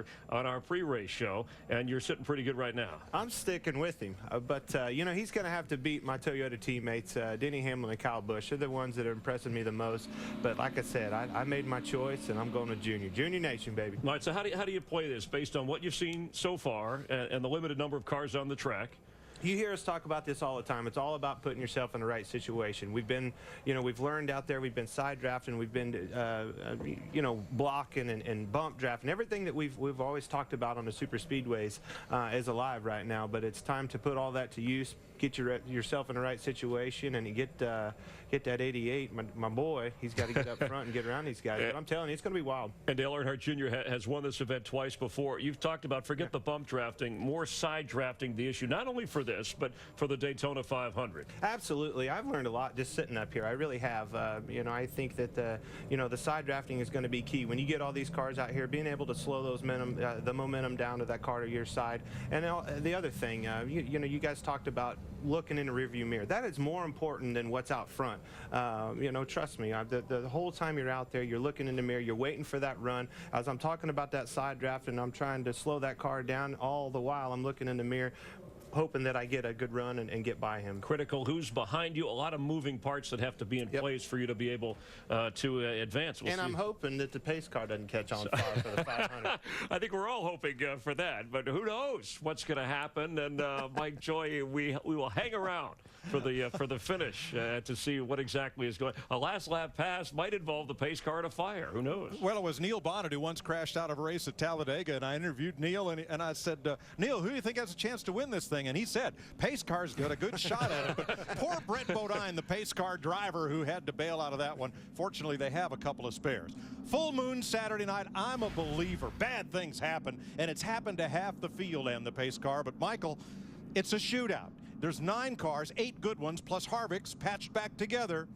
What do you think? I just think we're going to see a last lap pass. I think we almost saw one there. Junior did exactly what he was supposed to do. He backed off Hamlin and got back to get a push from the cars behind him. But unfortunately, that's a game you're playing, and it's risky. Keselowski decided to not wait around for Junior and give him a push. He went around him, took second away from him. There's a lot of strategy, a lot of looking in the mirror will go on over these next 20 laps. And speaking of strategy, there's a couple drivers that have been fast. And that's Brad Keselowski and Kyle Busch. They thought felt they had the right strategy, like everyone else with the exception of Ryan Newman, of coming in and changing just 2 tires.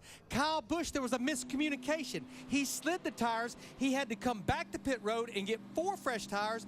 Brad Keselowski's crew, they were so quick, they didn't get fuel in the car, so they had to repit. So you'll watch these 2 drivers starting at the rear of the field for this 20-lap run. All right. Well, 20 to go. Chris, let's have a look back at the high and the low lights. And there have been a lot of them already, Mike. We thank the fans for voting and for watching. It was on lap 30 in the first segment. Jimmy Johnson, who's won this race only once, gets loose. He was okay. Hit the wall hard. Old 6-time champ out of the picture. Second segment here. 8 cars involved on lap 6. Started with Kenseth. See Tony Stewart, bad leg and all, got out and talked about being okay. Again, all the drivers okay, but this is on board Ricky Stenhouse Jr. running into Danica Patrick and Denny Hamlin, winning the first segment and the second segment. Justin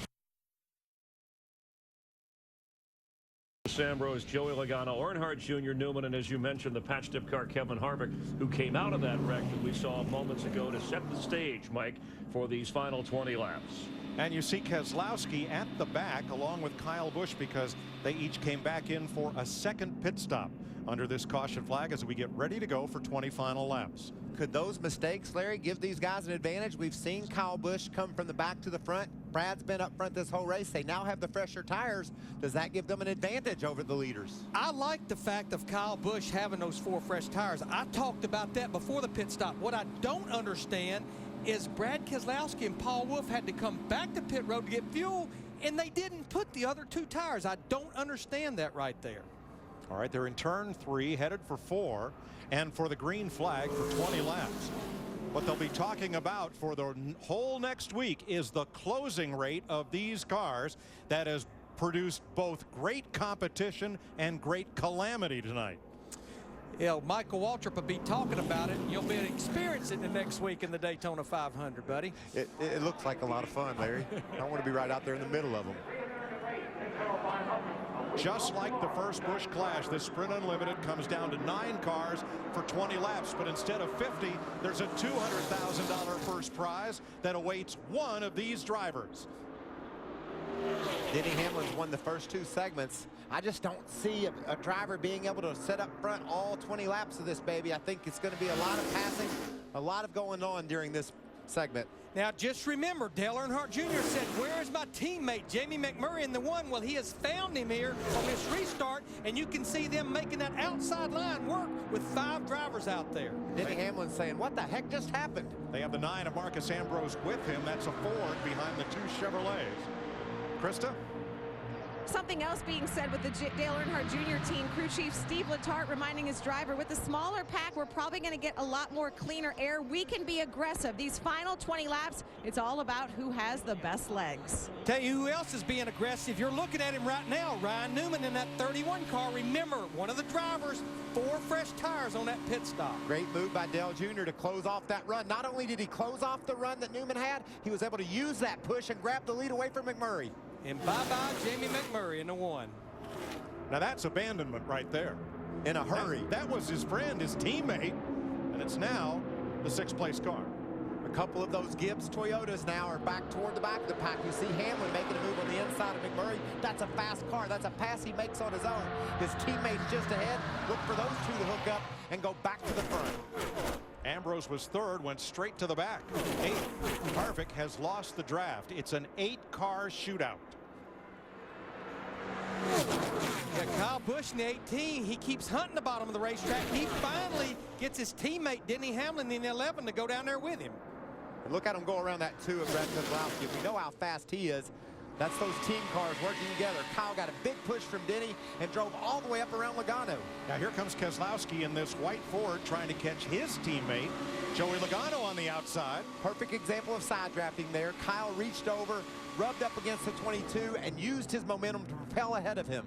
And it stalled out the 22 of Logano, so Keselowski had to get out of the gas, had nowhere to go. I think that's the case, Michael. It's not that you pick up speed, it's you stall that other driver out. And that's what's been happening ever since they put restrictor plates on these babies. And some of these guys are just better at taking advantage of it than others, and we're seeing that tonight. Logano in that yellow Ford just ahead of his teammate Keselowski, looking back from Brad's number 2. Third and fourth behind the Chevrolets of Earnhardt Jr. and Ryan Newman. The cool thing about what we're seeing here, guys, is no one can win from 6 or 7. They know that. So they're going to take every chance they can to get up to the first 2 or 3 spots. Example, teammates to the bottom. Here comes the Penske cars. Well, and we talked teammates until Dale Jr. abandoned Jamie McMurray. Is he hot? Does he just want to get back up there? Is he mad? No, he's not mad. He understands. That's just part of the gig. Big run by Dale Jr. When Newman came up behind him, Jr. had to take advantage of that run. And Denny Hamlin, the 11 right there, he pretty much made a hole at the bottom of the racetrack right there. Just almost rooted Marcus Ambrose in the 9 off the bottom.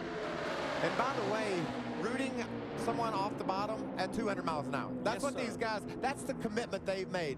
They know that they're going to have to be aggressive to win this race, and it's going to take rooting to make it happen.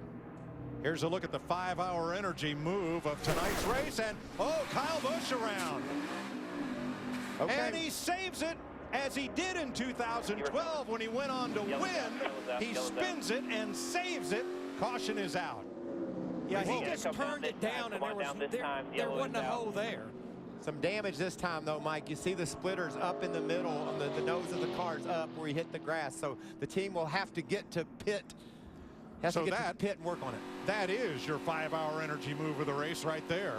Kyle Busch, as he did 2 or 3 times in 2012, started that wreck and just didn't finish it. That's amazing. That's talent.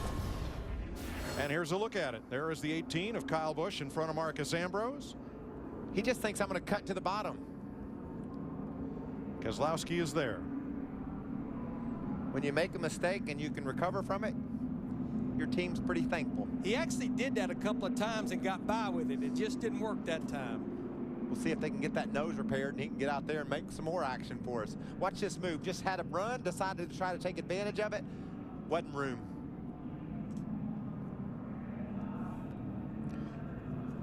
Michael, we know these cars have the big side headrests. The drivers have mirrors, but they have limited view to the blind spots right and left off those rear quarters. 3 feet to the 9, over front of Joey now. You could see there was no spotter involved in that. Kyle Busch had a run. He thought he could turn to the left and make it. We do that a lot out there. You can't wait around when you have a run for your spotter to say clear, because it won't work if you do that. He just felt like he had room. The seat of his pants told him he could make that move, and he needed a foot. And this happened so fast. Did Keselowski even have a chance to turn down to get away from him? No, Brad was as surprised as Kyle was. Kyle was surprised Brad was there, and Brad was surprised Kyle came over. Oh, we got some pit stops. What a save, though. Steve? Well, Denny Hamlin reported that he had a left front tire going down, so they're going to bring him in, as you see, and change 4 tires on that number 11 for Denny Hamlin. Ryan Newman is in. Kyle Busch. Krista? Yeah, Kyle Busch came on the radio. Dave Rogers, crew chief, said, "How bad is it?" Kyle said, "Not bad. We've won with a lot worse." That's confidence, isn't it? That he did. He won this race after having a couple of those kind of issues. Let's ride along.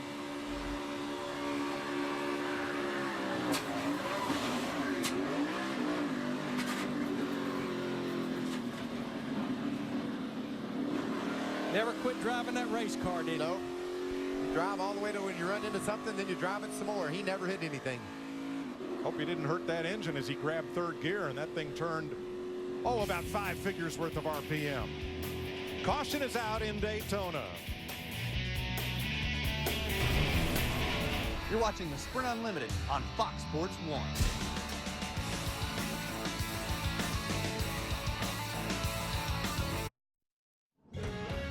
UFC Fight Night coming up right after the race. It's been Fight Night here in Daytona as 8 remain of the 18 that started, and Dale Earnhardt Jr. You're riding along with him.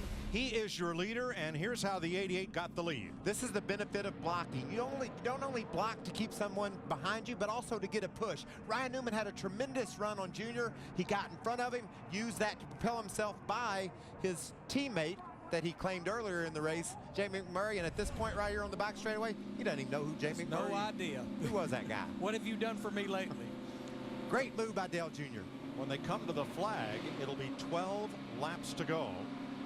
They'll take the green flag this time by. Stay tuned for UFC tonight. You got Machida or Musasi? I believe you got it right that time. You did. I don't know which one I want to pull for, but I like saying that. But we're going to watch it. Yeah, I love those fights. It's going to be fun. I don't think they're going to have as much action as we've had tonight in the Sprint Unlimited, but it's going to be exciting. And this one's not over. Green flag. 12 to go. And we keep talking about teammates. Joey Logano in that 22. He keeps finding his teammate Brad Keselowski in that 2 car behind him. Can you believe we can have so much fun with 9 race cars on a 2.5-mile track? Kevin Harvick's team has worked hard to make repairs to that car so he can get up there and contend for this win. Couldn't keep with the draft earlier. Looks like he's there now.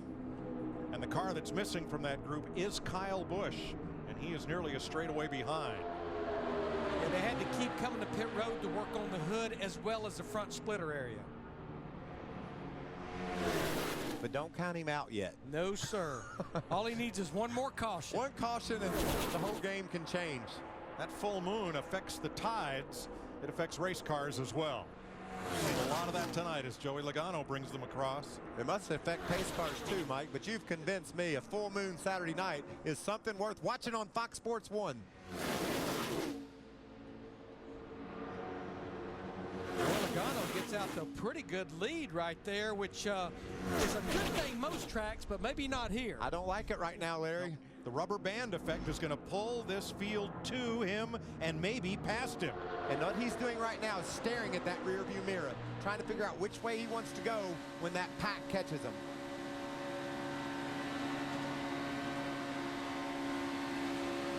Riding with Ryan Newman. Denny Hamlin, the 11 alongside. Kevin Harvick trailing this front pack. Luckily for Logano, his teammate Brad Keselowski was the first one to him. No aggressive move there. Just went to the bumper. Junior in the wall. And Marcus Ambrose. Good grief. Yellow waves yet again.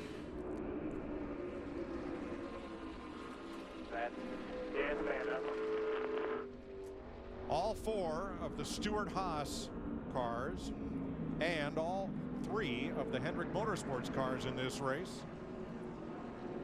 are now junk. I think Dale Jr. is expressing his displeasure with Marcus Ambrose as he went by. All right, let's have a look at the 88 of Dale Earnhardt Jr. and Marcus Ambrose right behind him in the 9. We talked about bump drafting being a tricky game.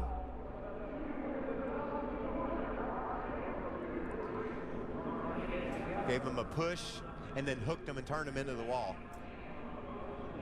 There was a lot going on up ahead of Junior that lost his momentum, and I think Ambrose was just so close to him, he made contact with the back. See the cars moving around in front. But Junior never let off the gas.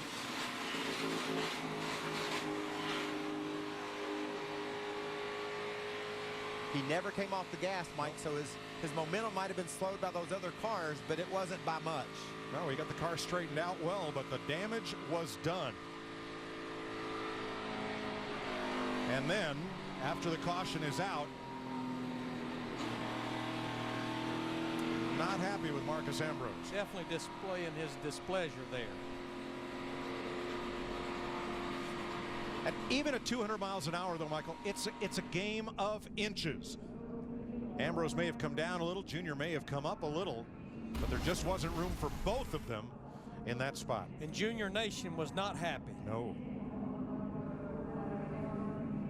Nor was the president of Junior Nation, Junior himself. He was not pleased at all.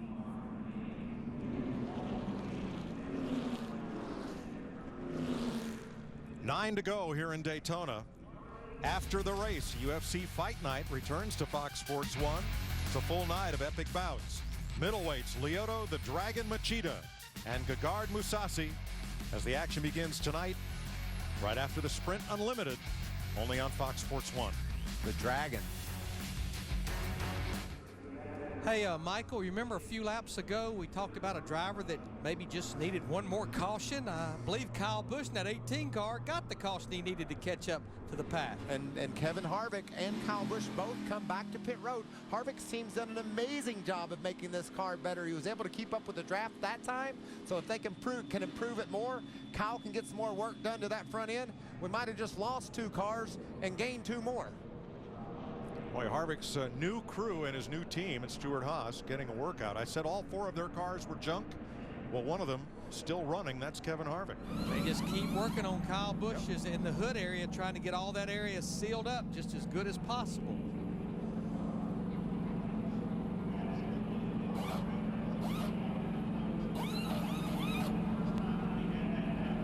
And then there were 7 cars on the lead lap. Ambrose has gone a lap down. Dale Jr. is 2 laps down with 8 to go. 2 Fords, 2 Chevys, 2 Toyotas, and then Kevin Harvick's wounded Chevrolet. Sounded a little like Noah's Ark, but not really. Every one of the 3 manufacturers still has a strong shot to win this race. They do, and it's still going to be a great race. These rules are making it where you don't have to have a big old glob of cars to make moves. This is going to be fun all the way to the finish. You know, Mike, just looking at the scoring monitor, I think they've kept Marcus Ambrose in that 9 car. They have actually kept him on the lead lap right now. Correct, Larry. They've updated scoring, and he is indeed on the lead lap as a good bit of speedy dry goes down coming out of turn 4 and toward the entrance of pit road. Like Kyle Busch said over the radio, we've won with a lot worse. We've seen cars torn up about like Ambrose's and Busch win races at Daytona and Talladega. Kyle Busch did it 2 years ago in this Sprint Unlimited race.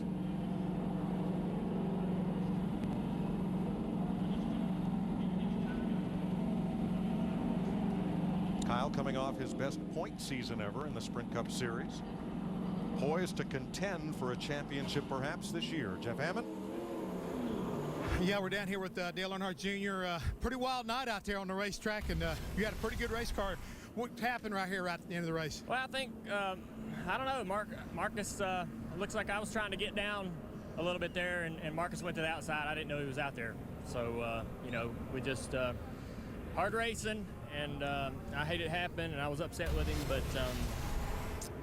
you know, I can't say really that it was his fault. He just, he was going to the outside, and I didn't know he was up there, and I thought he was staying with me because he'd been pushing me down the straightaway, so I thought he was kind of committed to that situation, and a lot was happening right there, and we just got to turn around. Well, there you have a guy who almost had a shot at winning this thing tonight, Chris. All right, thanks, Jeff. Dale Earnhardt Jr. with Clint Boyer. Clint, you were watching. You think Brad Keselowski had a lot to do with the wreck? You just heard Junior say it wasn't Ambrose's fault. Well, I don't even think I don't want to put a name on it. It's just simply blocking. These cars they're sucking up faster than we're accustomed to. You got to pull up there and block that run. Hey, it's the end of the race. It's go time. But simply, I think the common denominator with at least 3 of these crashes is just that the run comes fast. They pull up to block them, and it leaves them in a bad situation with nowhere to go, and they get run into behind when it stacks up. So that's what I see. Yeah, so the 2-car blocking is more. But Tony Stewart said it earlier. Hey, I'm not a fan of blocking, but it's what you have to do. It is. And it puts everybody in a situation, because when you make an evasive move, maybe you're not clear like Kyle Busch was, and then they stack up behind you, kind of like what I saw with the 9, and just put everybody in a bad situation. So definitely blocking is a big contributing factor to what's going on. And it's part of what we'll continue to see for people to have success. Well, we're about out of cars, so we better not see too much more of it. Well, we'll certainly see it in the Daytona 500 a week from tomorrow. But Joey Logano and Brad Keselowski, Mike, are your top 2 guys in Fords at the moment. 8 cars remain. There's a look at the rundown. They're all on the lead lap. Dale Earnhardt Jr. out of the race in the garage. Wood wind up 9th, Carl Edwards 10th. But 8 drivers have a chance to win it here. 3 Fords, 3 Chevrolets, and 2 Toyotas. Mike, let's see if Kevin Harvick can give us an update on his up and down night. He started out at the front, got crashed. His team's worked hard on that car. Hey, Kevin, it's Michael up in the Fox Sports 1 booth. Your team has done an amazing job. You're able to keep up with the draft that last time. It's a little bit sketchy, but you know they've done a great job, and this is great practice for us. Honestly, it's not the night that you wanted to have for a Jimmy John Chevy, but heck, they keep crashing. You never know. So we keep making the car better, and you just got to stay in the race to have a chance to win. Everybody that wrecks gets out of their car and says the closing rates are crazy, and that's why we're running into each other. Are you feeling that? You know, at the beginning of the race, you got passed, and before you knew it, you could be at the back of the pack, like on that restart when we had that wreck. So, all good, buddy. We'll just keep at it. All right, buddy, hang in there. They're holding the start of the UFC fight for you, so you're not going to miss anything. That's it for. He's a big fan. He sponsors one of the fighters, Cowboy. 8 to go, and the Orange Cone has had a tough full moon Saturday night, doing a little dancing and prancing there. How about that? He almost saved. I believe he's going to save it. Wow, that was Kyle Busch-esque. I've never seen a cone get that kind of air and yet not fall over on its side. Orange Cone strutting his stuff tonight, full of himself. Well, I would say this Sprint Unlimited has turned into a sprint race because we're only going to have 5 laps of racing when we get the green flag. Light is out atop the safety car. Green flag this time by with 5 laps to go. Tonight's aerial coverage provided by Goodyear. Everything they learn, making tires for the grueling demands of NASCAR, inspires what rolls into yours. Goodyear, official tire of NASCAR. Past our TV compound on the backstretch and coming around. The dominant car throughout the race has been Denny Hamlin in that 11 FedEx car. He was able to win the first 2 segments, but he's mired back in the 5th spot. The teammates of Logano and Keselowski look strong, Larry. Can Denny do anything with them? Well, he has his teammate Kyle Busch behind him, and for the first time in a while, the 2 Penske drivers are not nose to tail. They're going to start side by side. Joey Logano on the inside, Keselowski on the outside. Michael, when this comes to 1 to go, you don't have any teammates, do you? No, but to get to 1 to go, you might need one. But what I love about Logano, he stretched it out on that last restart. He's got a fast car. Maybe he can make that bottom lane pull forward and bring those boys with him. Logano with McMurray on the inside, the 22 and the 1. Keselowski with Newman on the outside, and they are 6 cars under a blanket as they come past and take the green flag.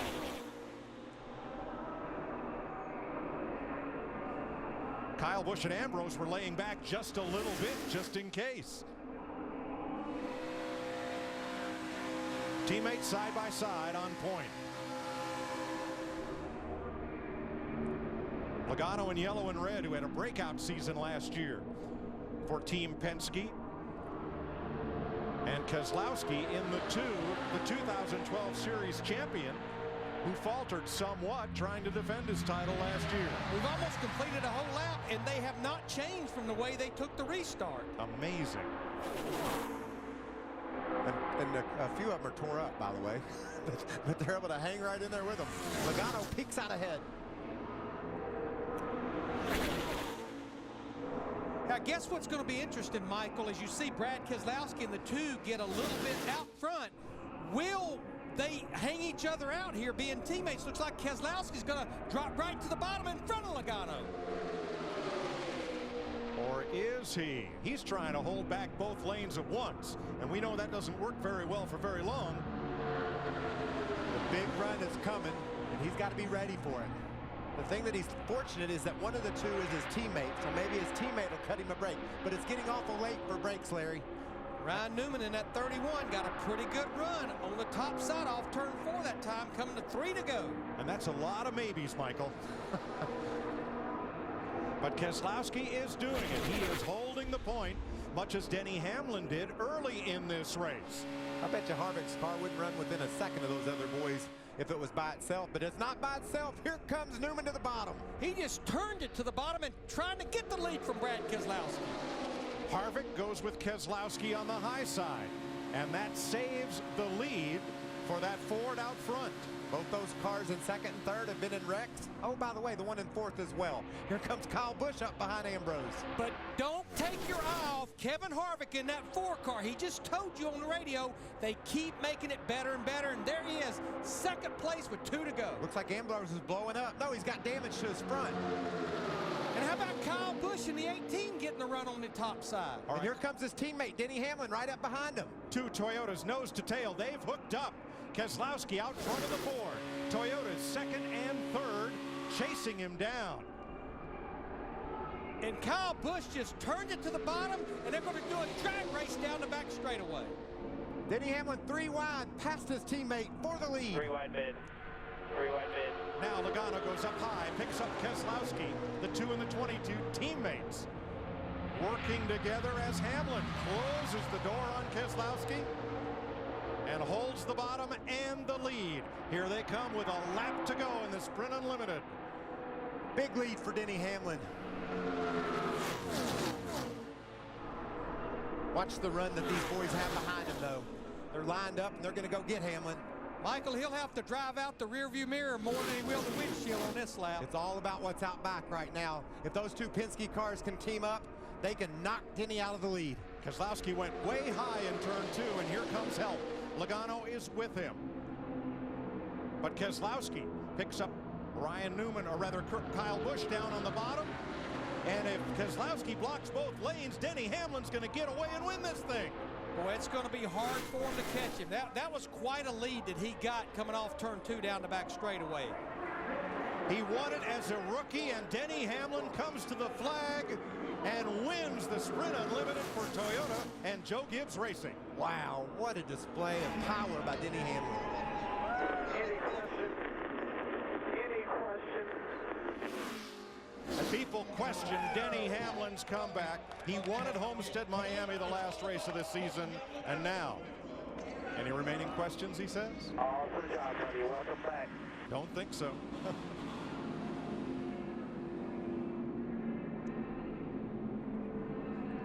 His teammate Kyle Busch pulls up alongside. And in his 9th start in the Sprint Unlimited, it's a second victory for Denny Hamlin. J.D. Gibbs, team president, celebrates 6th Unlimited win for Joe Gibbs Racing, and the 2nd time that a Toyota will go to victory lane in this race. Yeah, Mike, he won this race as a rookie in 2006, the only rookie to ever win the Sprint Unlimited. To celebrate, race fans, Sprint is offering the Samsung Galaxy GS4 for $49.99 for a limited time. You can get one now at sprint.com/Galaxy4 or just call 1-800-SPRINT1.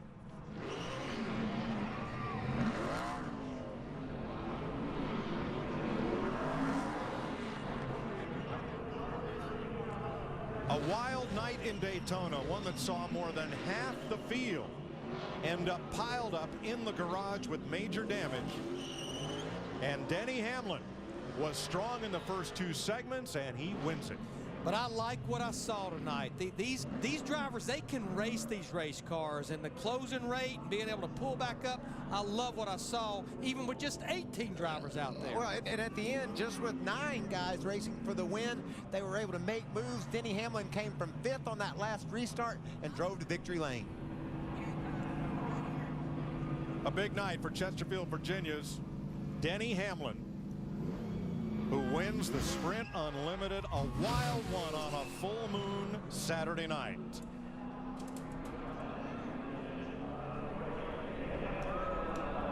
And we've just started Speed Weeks, Chris. And a great kickoff, Mike, to what we hope is a terrific season. A fellow Toyota teammate driver. You were rooting a little bit there for Denny Hamlin, the most consistent driver. In fact, with 3 laps to go, Clint Boyer, he was 8th and was able to make up ground and win. Just an incredible, an event. I mean, this Daytona racetrack has always produced some awesome racing, as we saw tonight, but an even better finish. Patience was a virtue tonight with all the attrition that was going on. Denny certainly displayed that, but I mean, I just saw so many things. Harvick, his car, just like Michael said, that car wouldn't have lined up and qualified dead last. You know what I mean? And he was in position with a couple laps to go. The teammates, the Penske cars being up there, but ultimately just, Denny being patient and being there and playing the chess game correctly. He was there when the time was right and pounced on him. Darian Grubb and crew, that FedEx 11-car team for Denny Hamlin, who pulls into victory lane. The 8-car wreck shook things up. Involved in that earlier in the second segment, Tony Stewart, Jeff Gordon among drivers.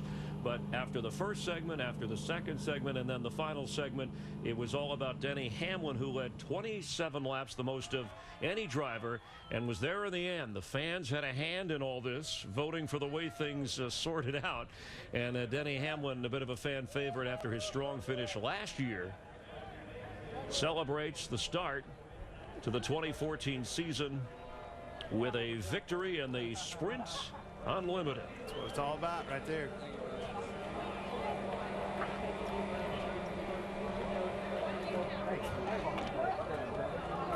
Chris Devoda is down there for the celebration.